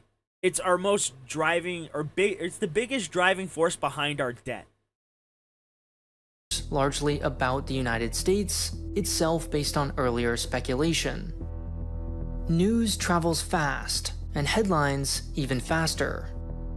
There was no need for some grand conspiracy to smear China. Now, don't take anything I say like as valid. I'm stupid. Or bad faith on the part of any individual author. The simple market pressures of 21st century journalism were enough to make a story appear out of thin air. I would advise everybody, anybody listening to this, anybody watching this video independently of my stream, if I could talk to everybody, I would say just research this stuff for yourself, right? Never take what somebody says as valid. Anything.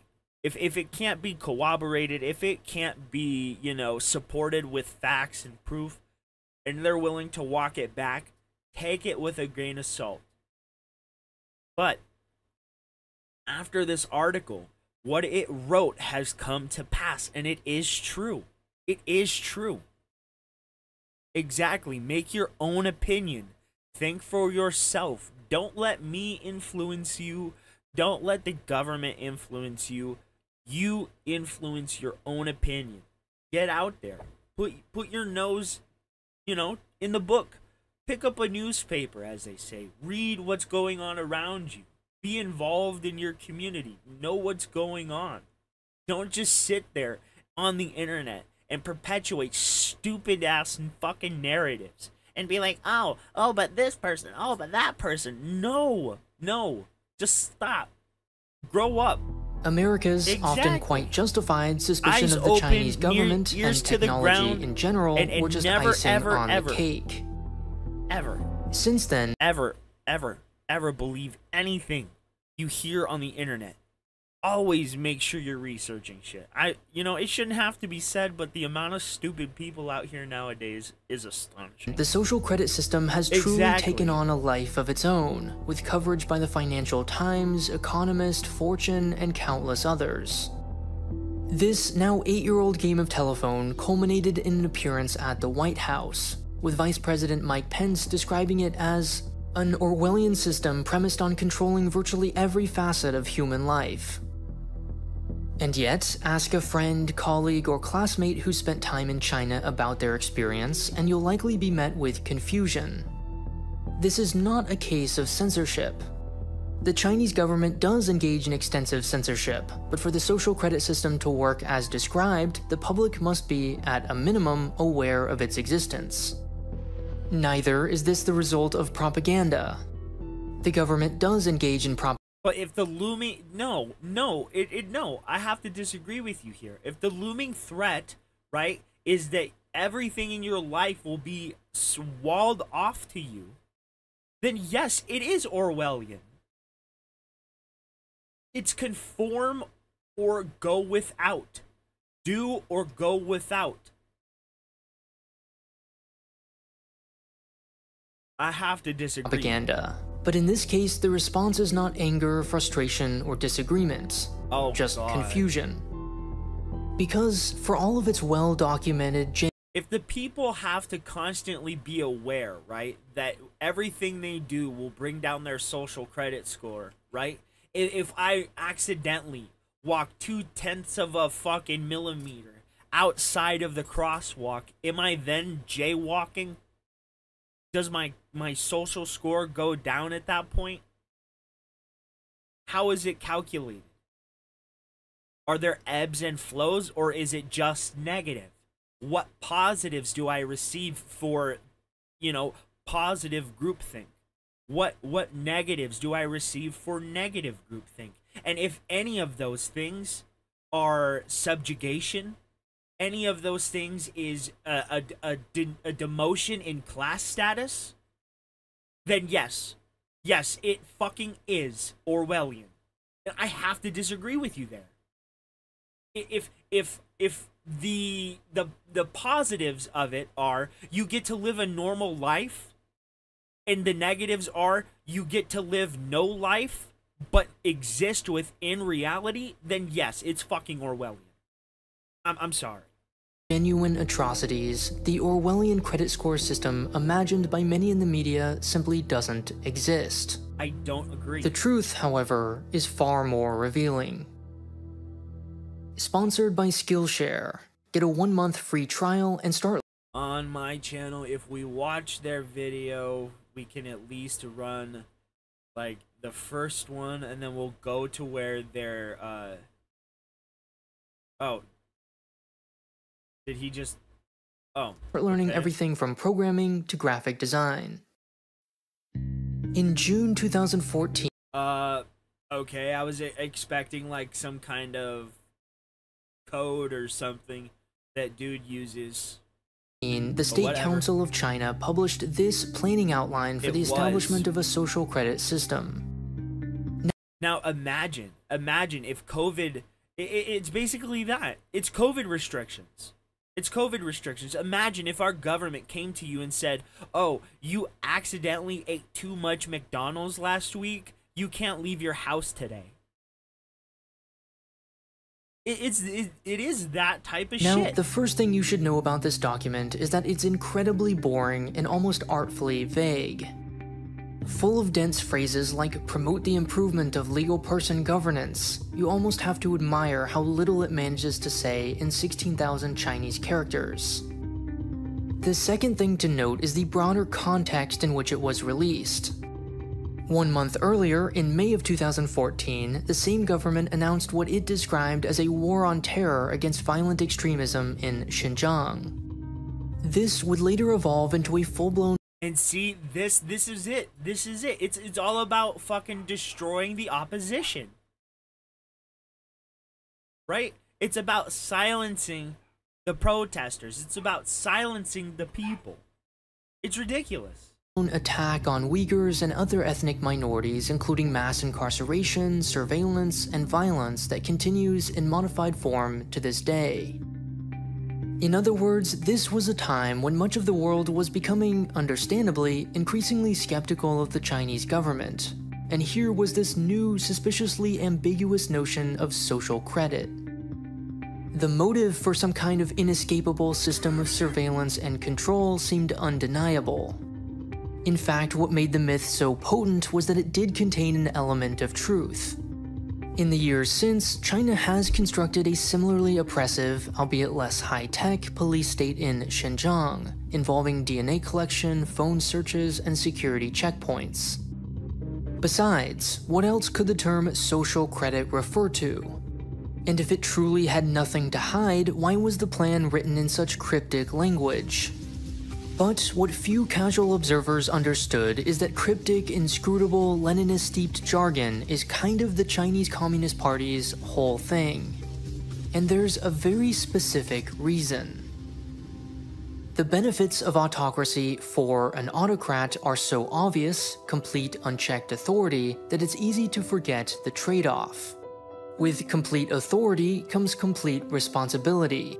There's no one to blame. Consider how often Democrats and Republicans use each other as scapegoats. Dictators don't have that luxury. So, to insulate themselves from criticism, they often delegate a lot more power than you might expect. Now, make no mistake, Beijing always gets the final word, but think of it as an architect. It produces the national blueprint, first in the form of a policy document and later a policy outline, but whose actual implementation it outsources to lower levels of government, its engineers. When the actual building looks nothing like the concept art, the central government can keep its hands clean by pointing to its beautifully vague, boringly unobjectionable sketches. At the same time, it also, of course, has things it wants to accomplish, things that need to be communicated to the engineers. Thus, while these policy documents, as we saw, are indeed horribly tedious, they're not entirely devoid of content. You just have to understand party speak. So, what did it mean by social credit? According to Jeremy Dom, senior fellow at Yale Law School's Paul Tsai China Center and someone fluent in party speak, it was never a single policy. It wasn't even a very well outlined goal. Instead, it was always, quote, shorthand for a broad range of efforts. The first of which was financial.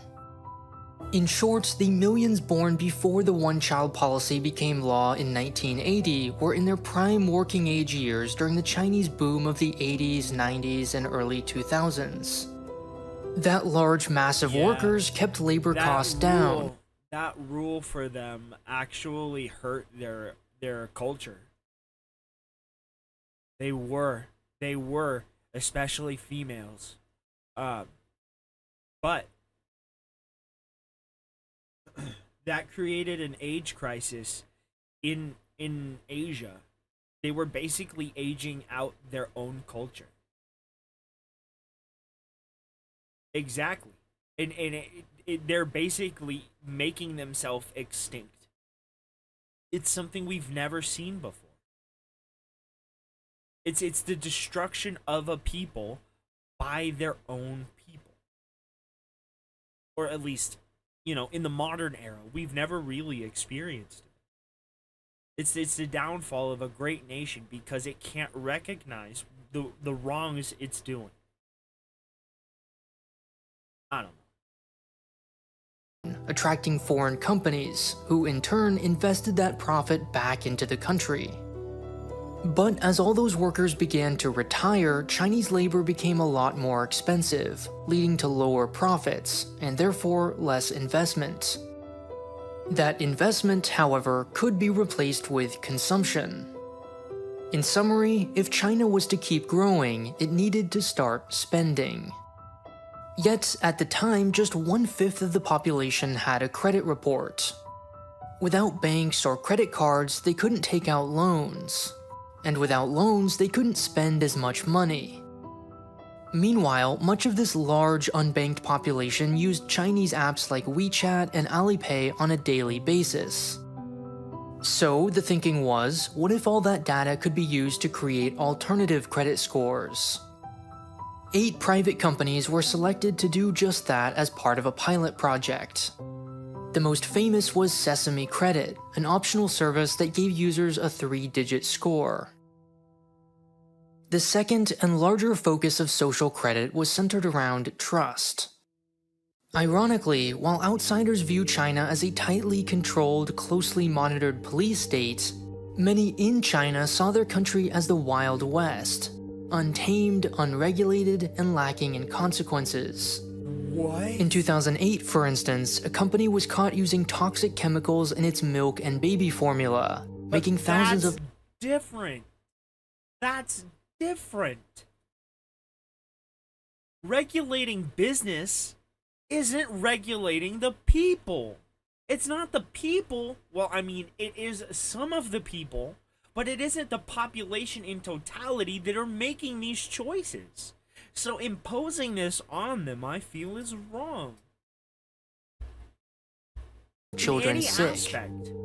Scandals like these left deep nationwide scars. Some parents are, understandably, still suspicious of Chinese milk today. At the same time, corruption, once tolerated as a necessary ingredient to rapid economic growth, was beginning to reach a boiling point. Not only was the party losing control of its own members, but the public was starting to take notice. Stories of county bureaucrats driving Lamborghinis despite their measly official salaries were attracting a bit too much attention. And in the eyes of the party, all these things were connected. The milk, the corruption, it all represented a crisis of moral failure. One consequence of which was a general lack of trust throughout Chinese society. The solution was to build what it called, in its typically ambiguous way, a reputation society. Remember, this was the architect telling the engineer, here's a vaguely defined problem, now go try and solve it. The results were as random and chaotic as you'd expect. What, as a local bureaucrat, are you supposed to do with these instructions? No one knows, and that's the point. A few dozen cities across China rushed to implement their own social credit reputation systems, each with their own set of rules and rewards. One city announced it would subtract 3 points for every 5 cigarettes smoked, and add 5 for every 15,000 steps walked. No explanation was offered for how these numbers were determined, much less how this could possibly be enforced. But it didn't matter. It's really funny, right? You see an Asian society, right? But you can clearly see the 2 fucking white people here in the front. The public backlash was so strong that the proposal was abandoned. Bizarrely, another city said it would penalize drunk driving and reward volunteer work, but then decided to make the system optional. A third city gave every citizen a grade from A to D, until someone compared it to the Japanese occupation of China, and it quietly disappeared. It was all very weird and impractical. Needless to say, the central government was thoroughly unimpressed. Evidently, the construction didn't match the blueprint. Alternatively, perhaps Beijing miscalculated the public's reaction and saw its opportunity to swoop in and protect the country from those terrible, no-good engineers. Oh yeah, they do. The People's Bank of China refused to renew the licenses of all 8 companies participating in the financial pilot project. Wow. Beijing also called out several local governments for being overzealous, instructing them to only punish what was already illegal. The third and final component of social credit are blacklists. Previously, each government ministry maintained separate records, meaning someone could violate the rules of, say, the tax authorities without the food inspector knowing. Now they're supposed to share that data, not only internally but also with the public. So, for example, you could search the name of a company and decide if it's reputable. Generally trustworthy entities are placed on so-called red lists, and repeat offenders on blacklists. Most of these are companies, though their owners and managers can be implicated too. As a ballpark, somewhere between 1 and 2% of companies and 0.15 to 0.3% of people are blacklisted each year. In the most extreme case, offenders are banned from taking flights or trains or sending their children to private schools. But these restrictions only apply to one type of offense: those who refuse to pay damages found by a judge, despite having the requisite funds. What? Once they've fulfilled their court orders, they're removed from the blacklist.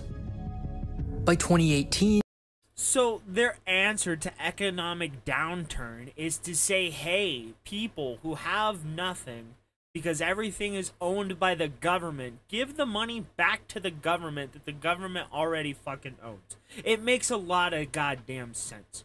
Let's blacklist these people so we can take $100 that is already ours.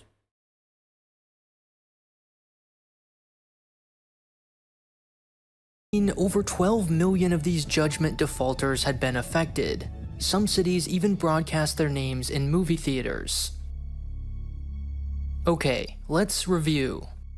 One part of social credit was financial, one about cities incentivizing good behavior, and the Then I'm sorry, I gotta go back. I have to disagree. If blacklisting is a potential, right? Or if there's a probability for a person to be fucking blacklisted and not be able to do anything within a society, then yeah, it's pretty much fucking Orwellian. And it is exactly what they said they weren't doing. The third, an attempt to share government data. The first involved 8 companies, the second dozens of different cities, and the third several independent ministries. One was private, the other 2 public. Some were optional, others not. Together, they have very little in common besides the label social credit. If you're not at least slightly confused by now, you should probably be concerned. Remember, this was not designed for global comprehension.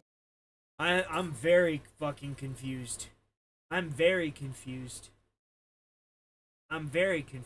They want these people to have perceived freedoms, right? Yet, the social credit score literally strips them of that in totality.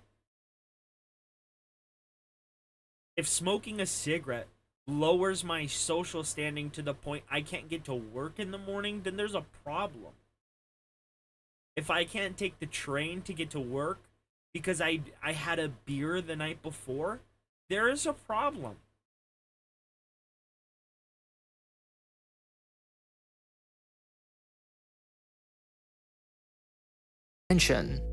Actually, it wasn't really designed for local comprehension.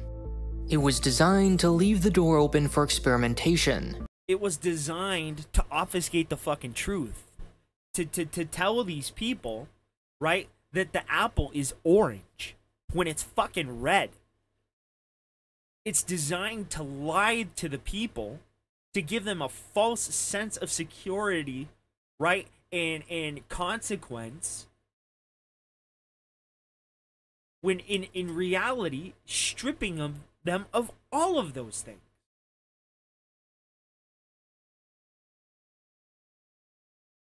I'm legitimately shocked that the people asked for it.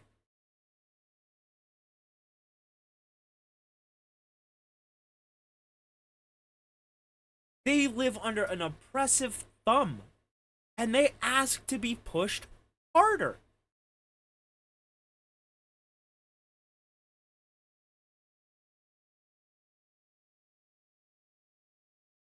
I mean, I would speak to the resilience of the people of China, right? To persist and live life, right? And be happy and have family. But they're not even doing that. They're aging themselves out of existence. And this is in no way me attacking anybody who is Chinese. It's fact. Their government instituted, right, a one-child policy, and they preferred male children.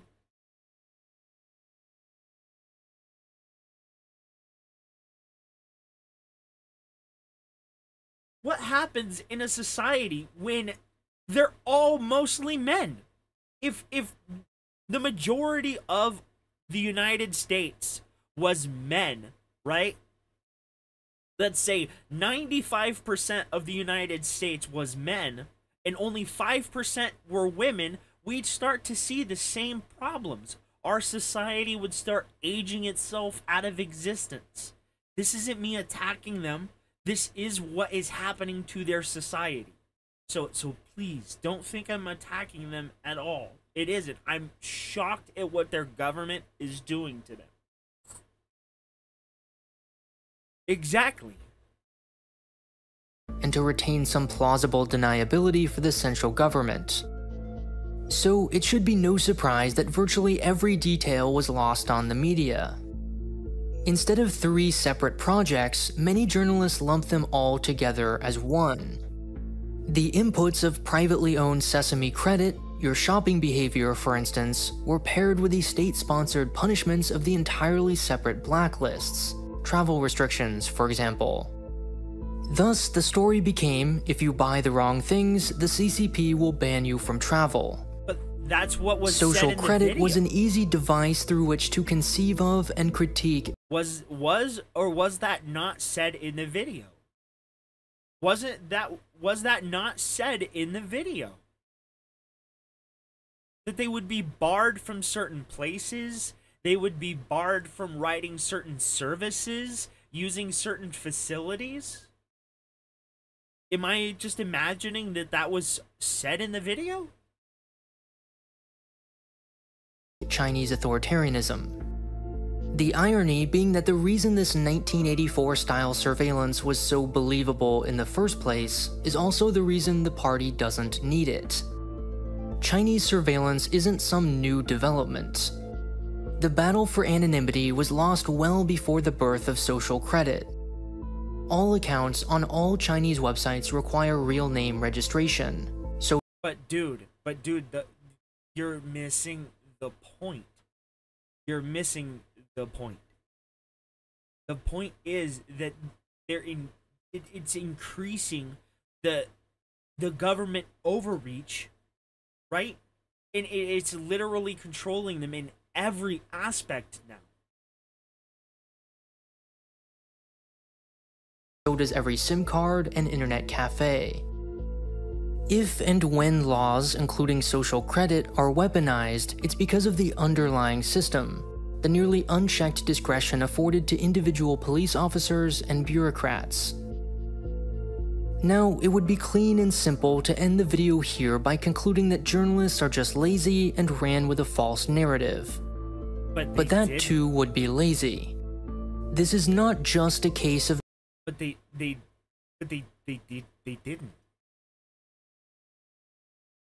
They didn't run with a false narrative. Everything that article said would come to pass did come to pass. Yeah, there were some hyperbolic statements in it, right? But they still came to pass. If your social credit score dips, you can't ride the train. If your social credit score dips, you face repercussions for something as simple as smoking a cigarette. How is that misinformation to say that it's Orwellian? That the government is literally watching every aspect. In this fucking picture, there is a camera right fucking there.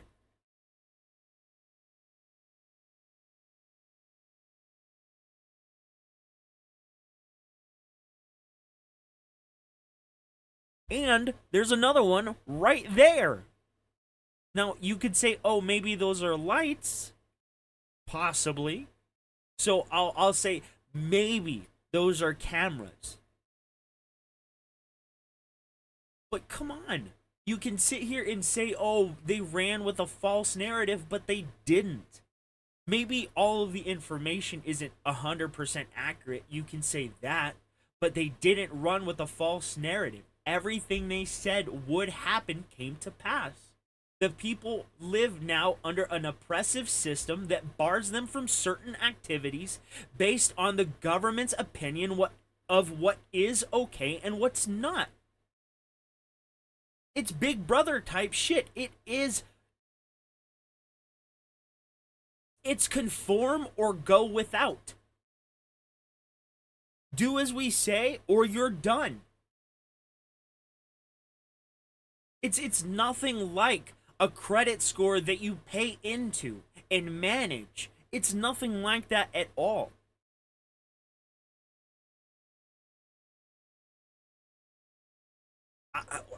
I gotta disagree journalists with seeing this what guy. they wanted to see. Because China also feeds into these pre-existing anxieties.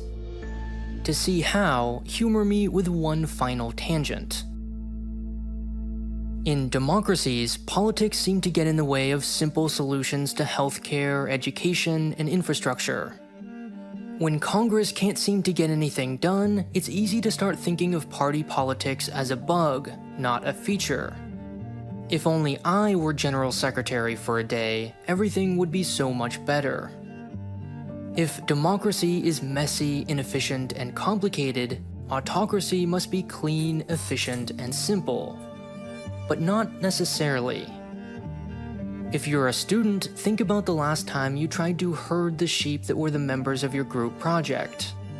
If you work in an office, recall how difficult it is to get sales and finance to collaborate. Now multiply that complexity by 100 million people, the size of the Communist Party.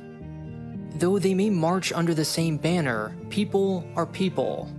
100 million members means 100 million feuds, allegiances, and career ambitions.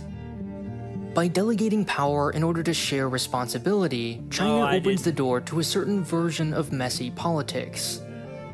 Both the local governments and private companies responsible for implementing Beijing's vision of social credit had their own incentives, one of which was to overstate their capabilities. If you think Silicon Valley is the capital of empty... No, I'm sorry. I don't believe, China plays it up to be the big bad boogeyman. It's a conspiracy on the level of, the government did 9/11. No. They're not playing it up. They are doing what they're fucking saying. And they're being upfront about it. And you're trying to put a tinfoil hat on everybody and say, but they're not actually doing what they're saying they're doing when they're showing they're doing what they're saying they're doing to the people.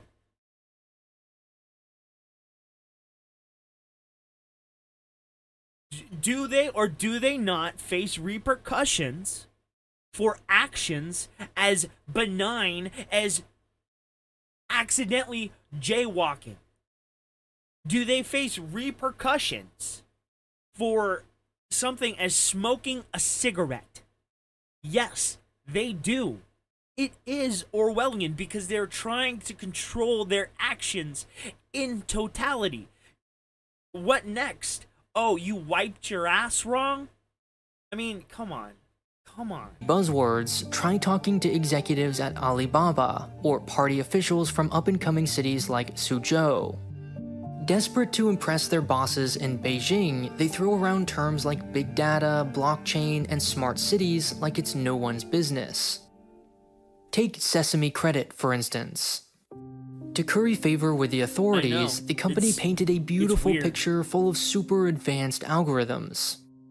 To entice users, it advertised powerful benefits like travel visas to Europe. The English language media, already believing Sesame Credit to be the official manifestation of social credit, effectively bought into this marketing, which it then resold to a global audience by emphasizing how this super advanced technology could be weaponized. In reality, Sesame Credit was a, frankly amateur, version of the Target Red Card.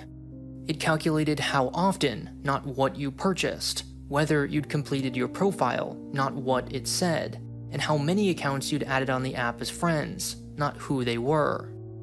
In exchange for sharing this basic data with the company, you could do things like rent a bike without leaving a deposit. A high score couldn't grant you a visa to Europe, only Europe can do that. All it could do is help prove your finances, replacing one of several documents required to apply.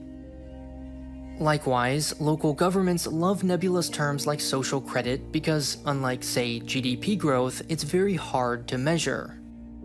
This lack of oversight makes it all too easy to exaggerate claims about algorithms, which often meant simple addition and subtraction, and big data, which was often recorded on spreadsheets, or in one city, I kid you not, clipboards. This, for instance, is the average number of data points per citizen in each of these 5 pilot cities. The social credit dystopia imagined by many, on the other hand, would require close coordination between hundreds of different ministries, all of which are competing for promotions, budget allocations, and regulatory authority. This is not at all to say China is incapable of doing big and scary things. The point is that we should approach its claims about big data and machine learning with the same degree of skepticism as we would any Silicon Valley startup. But no, you can't. Because a little rinky-dink startup that's starting out of a goddamn garage isn't equivalent to a fucking government with access to billions and trillions of dollars, massive amounts of resources and technology that we can't even fathom. Come the fuck on, dude. Come on. You're gonna sit here and say that a government is equal to a fucking startup company? No. That is the dumbest fucking thing I have ever heard in my life. In no facet is the Chinese government equivalent to a little fucking tech startup in the United States. And it trying to control its users. It's not the fucking same. Because at the end of the day, I can log off of fucking Twitter and it never affect my life again. These people cannot log out of a social fucking credit score that follows them in perpetuity. What the fuck are you talking about? It's not the same at all.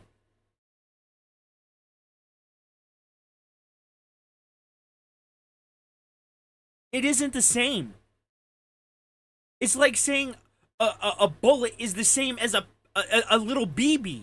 Yes, they're both used in guns, but they're not the equivalent experience. Getting shot with a BB is a little boop. Getting shot with a bullet could be life or death. Come on, man. A government with a system that controls your life forever is a bullet. It is. How could anybody see it differently? A government controlling its people's actions and giving them a credit score based on those actions and then giving them negative repercussions for smoking a fucking cigarette. How can it not? How is it at all equivalent to Twitter? How is it equivalent to Facebook? All started as little tech industries, or businesses, startups, excuse me. They all started as little tech startups, right? And have gained massive amounts of power. But at the end of the day, I can turn my phone off. I could get rid of my phone and never have it again. And the problem is gone.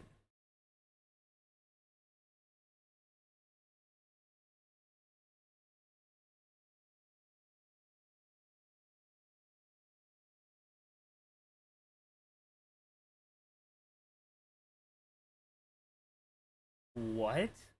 That's fucking nuts.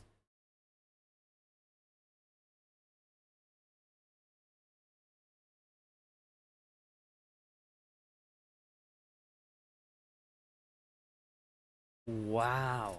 That's fucking crazy. But I'm sorry. I have to disagree. As Ronnie said in the chat, the 50C Army, what the fuck is that? Monitoring internet activities? Okay, I can understand. Our government monitors internet activities to an extent as well. I won't sit here and say that our government is pristine, you know, that they have their cognitive all in a row, right? I'm not saying that. But you cannot sit here and tell me that what China is doing is a pellet compared to a bullet. It's not. If this seeped out into any other country, we're done. If a government thinks that they can control us and still be within our constitutional rights, they'll do it. And this is that. Because at the end of the day, we can still do whatever, but if the wrong groupthink happens, right, your credit score will go down and you can't ride the bus to work in the morning. You know, it's not a severe negative outcome, but it's still an outcome. Do they wear bulletproof vests and have a rap group called G Unit? That would be fun. You know, and I'm not trying to be anti-Chinese or anything like that, but based on the information provided in this video, I cannot understand how anybody could present this information and at the end of it say, "Oh, but it didn't actually happen as badly as everybody said it did." We only know what the Chinese government will let us know, bro. Let's be upfront about that, right? We don't know all the horrific crimes going on within this walled-off city of the Chinese government, right? The Chinese Communist Party could do anything, and tell us that it's not happening. And how are we to know any different? How are we to know any different? If you can sit here and tell me in one breath that the government lies and manipulates information, how can the next breath be, but the government said they don't do it? If you're going to tell me they lie and then say to me they didn't do it, they're fucking lying. Because a liar is a liar. And it doesn't matter how many cherries they pick, they're still lying. The fuck out of here. The fuck out of here with this, dude. Let's talk about what they did to the Uyghur Muslims in China, right? Let's talk about how they forced them into internment camps, right? About how they were sterilizing and castrating them. But let's pretend like the Chinese Communist Party couldn't do something nefarious, right? Couldn't do something evil to their own people, right? When they were so willing to do it to people who live there already. You can miss me with that bullshit. I'm not trying to come out against any Asian person, any Chinese person at all. It is not their fault what their government is doing. It isn't. Because they live in an autocracy. In a dictatorship in all but name. It's the rule of one person. It's... I don't know. I don't know. I try to steer away from this kind of stuff because I don't want to seem like I'm coming off as aggressive towards people, because I know how optics are nowadays. If you say something bad, it's as a monolith statement that means that you're talking about the totality of everybody within that subgroup. And you can't even criticize a government without people misconstruing it as being you attacking the people. I'm not attacking the people for the actions of a government. I can't make that clear enough.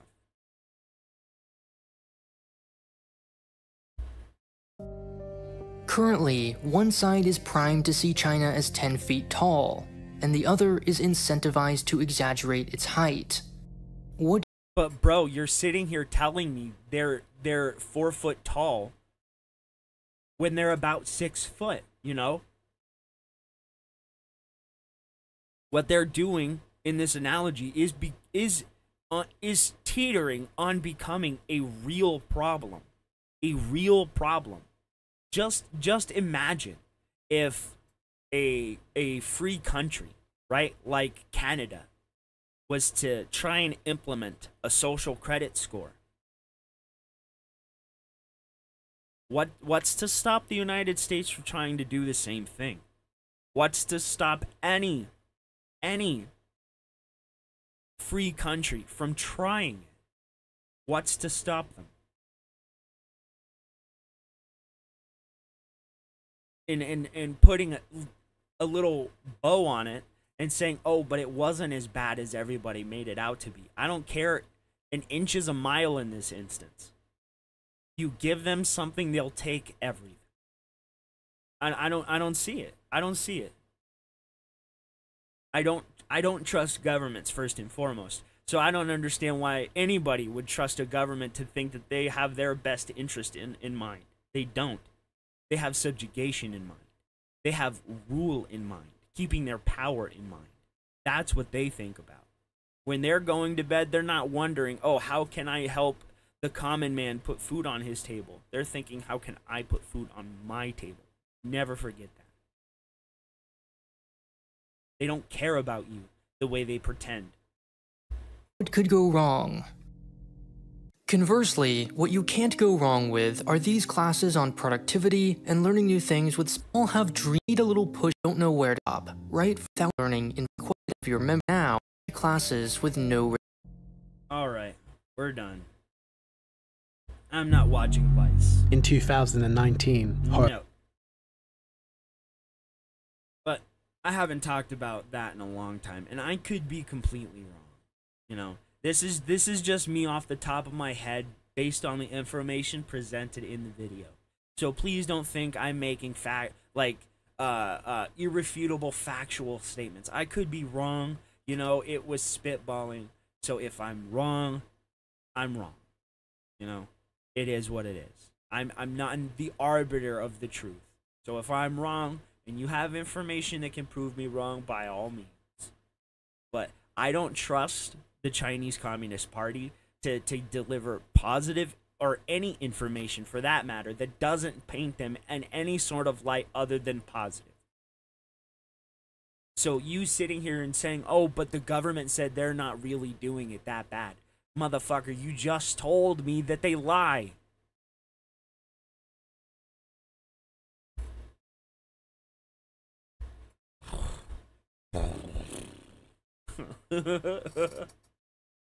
Alright, how long have we been going? 2 hours. Oh, on North Korea, bro.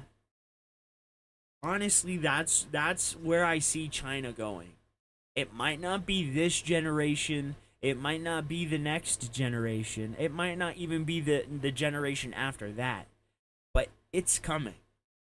You know, they're going to reach a point to where either the people are going to push back and revolution in that country is going to happen, or the government is going to just squash their people out. I don't understand. I don't understand how they can see what their government is doing and say, oh, but it isn't enough. That actually shocked me. That actually shocked me. That they would see the China as the Wild West, as he put it. That is baffling. That they would sit here under the thumb of a dictator, right? And say, oh, but we're not that bad. We want it worse.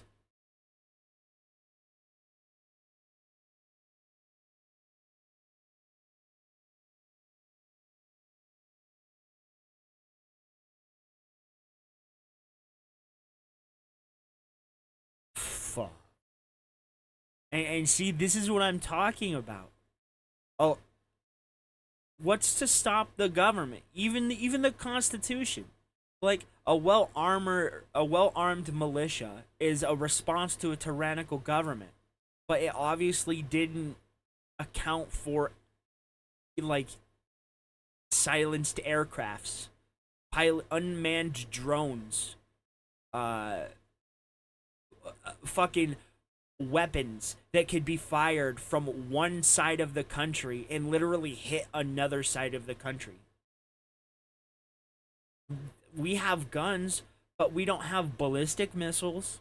We don't have tanks. I mean, some lunatic might have a tank, but it can't compare to what the government has. Right? And genuinely, that should scare the shit out of everybody.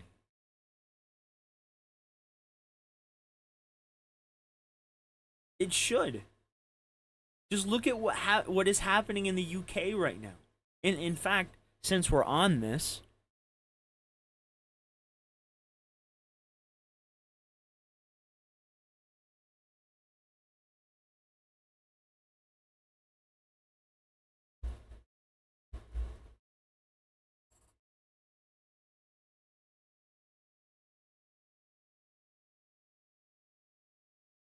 protecting communities is at the core of policing.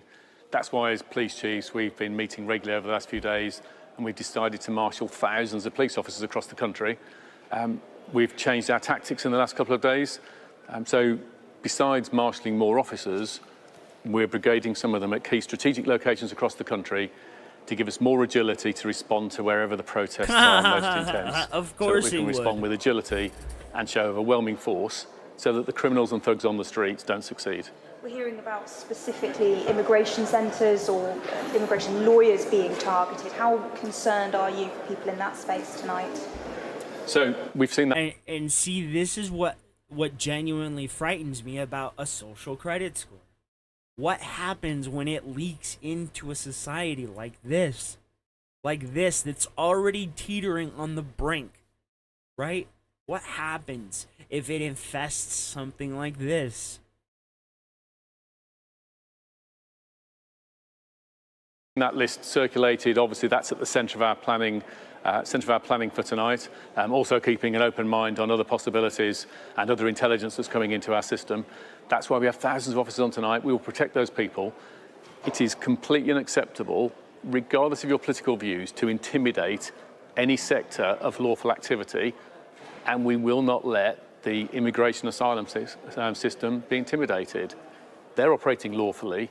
The thugs and criminals who are targeting them are not, and we'll stop that. Do you believe, as some commentators, former police officers have suggested so far, that what we've seen across the country could be slipping into terrorism? Is that how seriously you think we should be treating this? So we'll throw the full force of the law at offenders, whether that's charging people with assaults, violent disorder, riot, and if terrorism offences are appropriate, I know the Director of Public Prosecutions has said he's prepared to consider that. We will throw the full force of the law at people. And whether you're in this country committing crimes on the streets or committing crimes from further afield online, we will come after you. Talk to me about that, because we have seen some high-profile figures whipping up the hatred. You talked about it in there with the officers, in fact, about this being added to by online commentary. I mean, I'm even thinking of the likes of Elon Musk getting involved. What are you considering when it comes to dealing with people who are whipping up this kind of behaviour from behind a keyboard, maybe in a different country? Being a keyboard warrior does not make you safe from the law. You can be guilty of offences of... You being in the UK, you dumbass bitch, makes you have no jurisdiction here, bro. You have nothing. You can't do shit. It's not terrorism, right, to criticize the UK. It isn't. And it isn't terrorism to criticize mass immigration, causing mass inflation in those countries. It isn't, because it's happening everywhere. Dude, dumbass, fucking moron. Of incitement, of stirring up racial hatred. There are numerous terrorist offences regarding the sort of publishing of material. All of those offences are in play. if people are provoking hatred and violence on the streets. And we will come after those individuals just as we will physically confront on the streets the thugs and the obs who are causing the problems for communities. You can't dictate under UK law what an American does. You can't. I mean, unless they commit a crime in the UK. But here in America, I can say the UK is fucked. You guys are a bunch of moronic retards. Right? I can say that as an American. And you can't do fucking shit about it.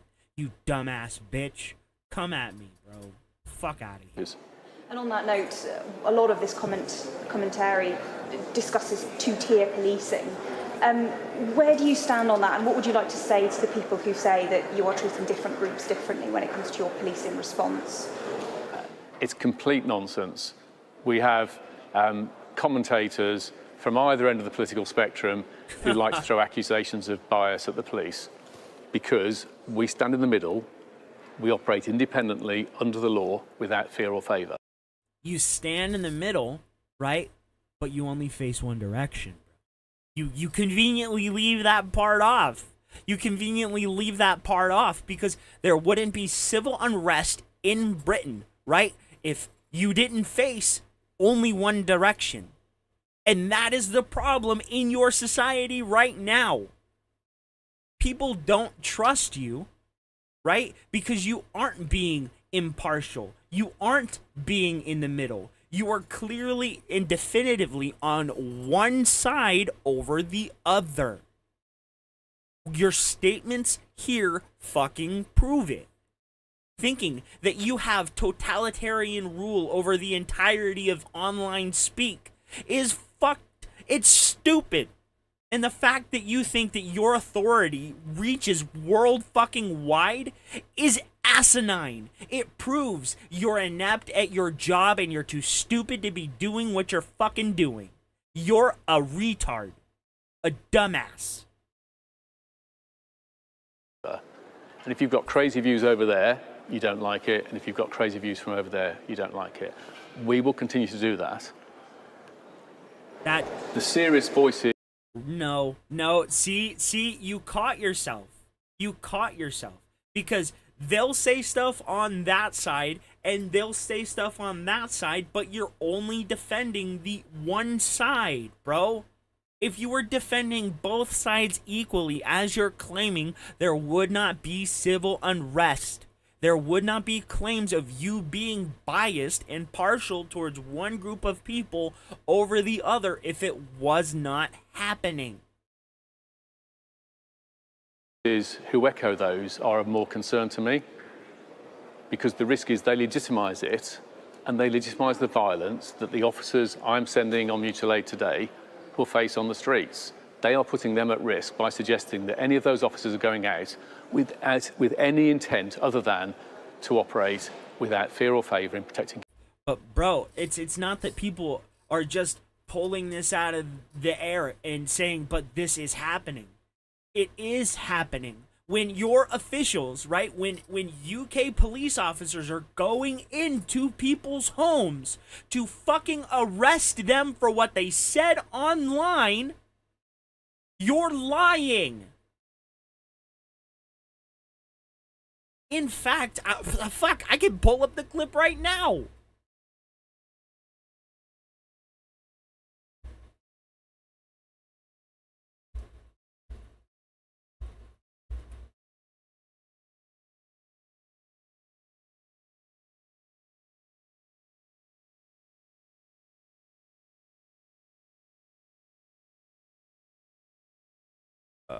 Where is it? Oh shit. 20.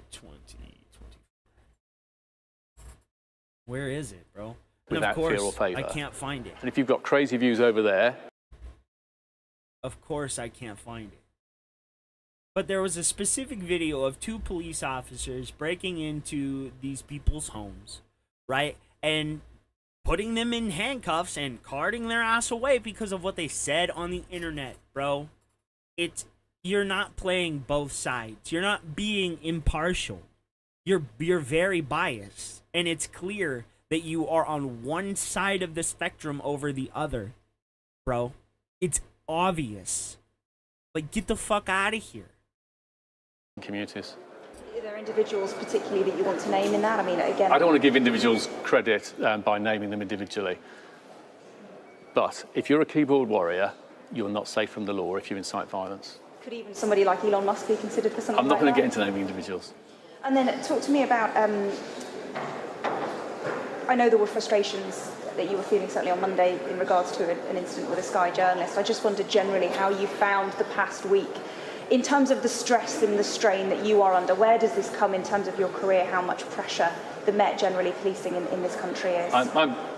The incident with Sky journalist was trivial. It was a trivial sort of sideline. We've had some very constructive meetings at Cobra. It's really helpful that government's looking to bring all the arms of government behind support. Bro, it's government overreach for any other government in the world to sit here and think that they can tell an American fucking citizen, right, what they can and cannot do when interviewing a president. Right? Would the UK government put restrictions on Elon Musk if he was to interview Barack Obama? But they want to put restrictions on Elon Musk when he interviews Donald Trump. You can't leave it up to the people to decide what is and what isn't fact. You want to tell them what is and what isn't fact. And this is why I don't believe shit that comes out of the Chinese Communist Party. Because these are democratic nations, democratic countries, right? And what do we see? What do we see? Corruption run rampant. Chinese police stations in the U.S., that's funny. That's funny. And that's very welcome to Chiefs. Meanwhile, we're facing a very big challenge. There's no shirking from that. But as you heard in there, I'm very proud of the men and women of the Metropolitan Police. And I know my colleagues across the country as Chiefs are equally proud of their men and women. These are men and women who are prepared to stand in the middle of violence and confront it in a situation that are willing to stand in the front of violence and confront it as long as it's ideologically aligned with what you believe. And that isn't my opinion, right? That's fact of the matter. And it has been proven based on everything that's going on over there. Again, you have police officers breaking into people's homes and arresting them for having opinions on mass immigration.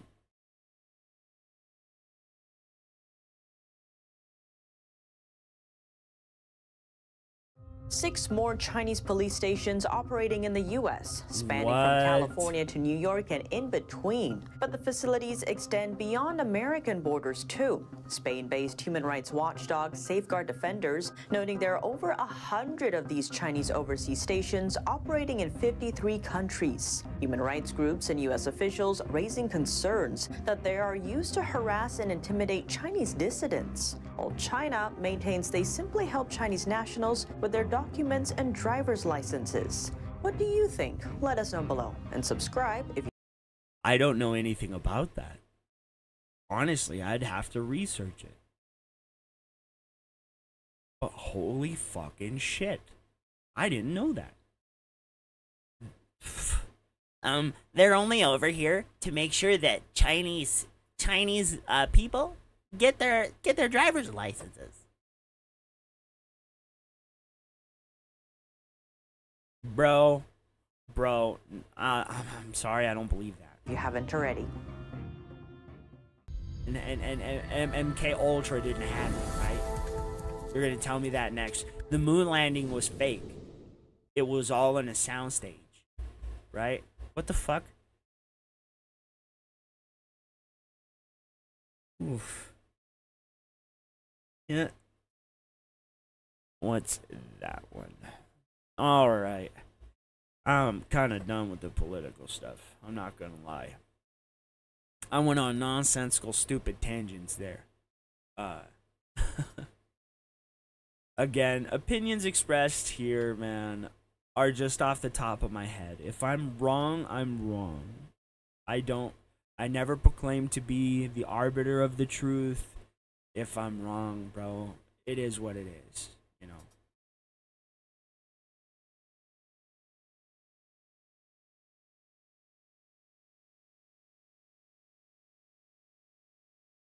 You what? For real?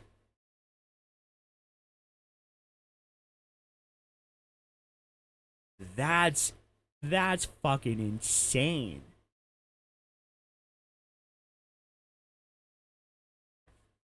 That's actually insane.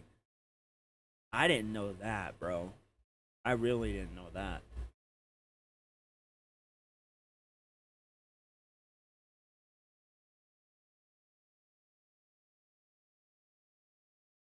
Shit. My brain is kind of blah, blah, blah, blah, blah, blah. Alright, I think I'm going to bring the stream to a close, guys. That was a lot of talking. I didn't expect to be so emboldened, if you can say that, impassioned. But freedom is important, man. You know, and we should strive to defend it, even if it means, you know, risking our own. Not saying that I am, but I'm just speaking in general. We can't let people be subjugated like that. We can't let them be ruled over. We are a free people. We aren't meant to be ruled over and told what to do in every aspect of our life. We are creative beings. Some say we're created in the image of another. We are meant to be a free people. And I will criticize until my last breath the subjugation of anybody. It's not right. We shouldn't allow it. And we should condemn and criticize and lend our voice in any aspect we can to try and stop it. I'm getting a little bit on a soapbox here, so I'm going to step down. But have a good night, guys. I will see you next time. Probably tomorrow morning. I don't know. Have a good one. Take care and get some sleep.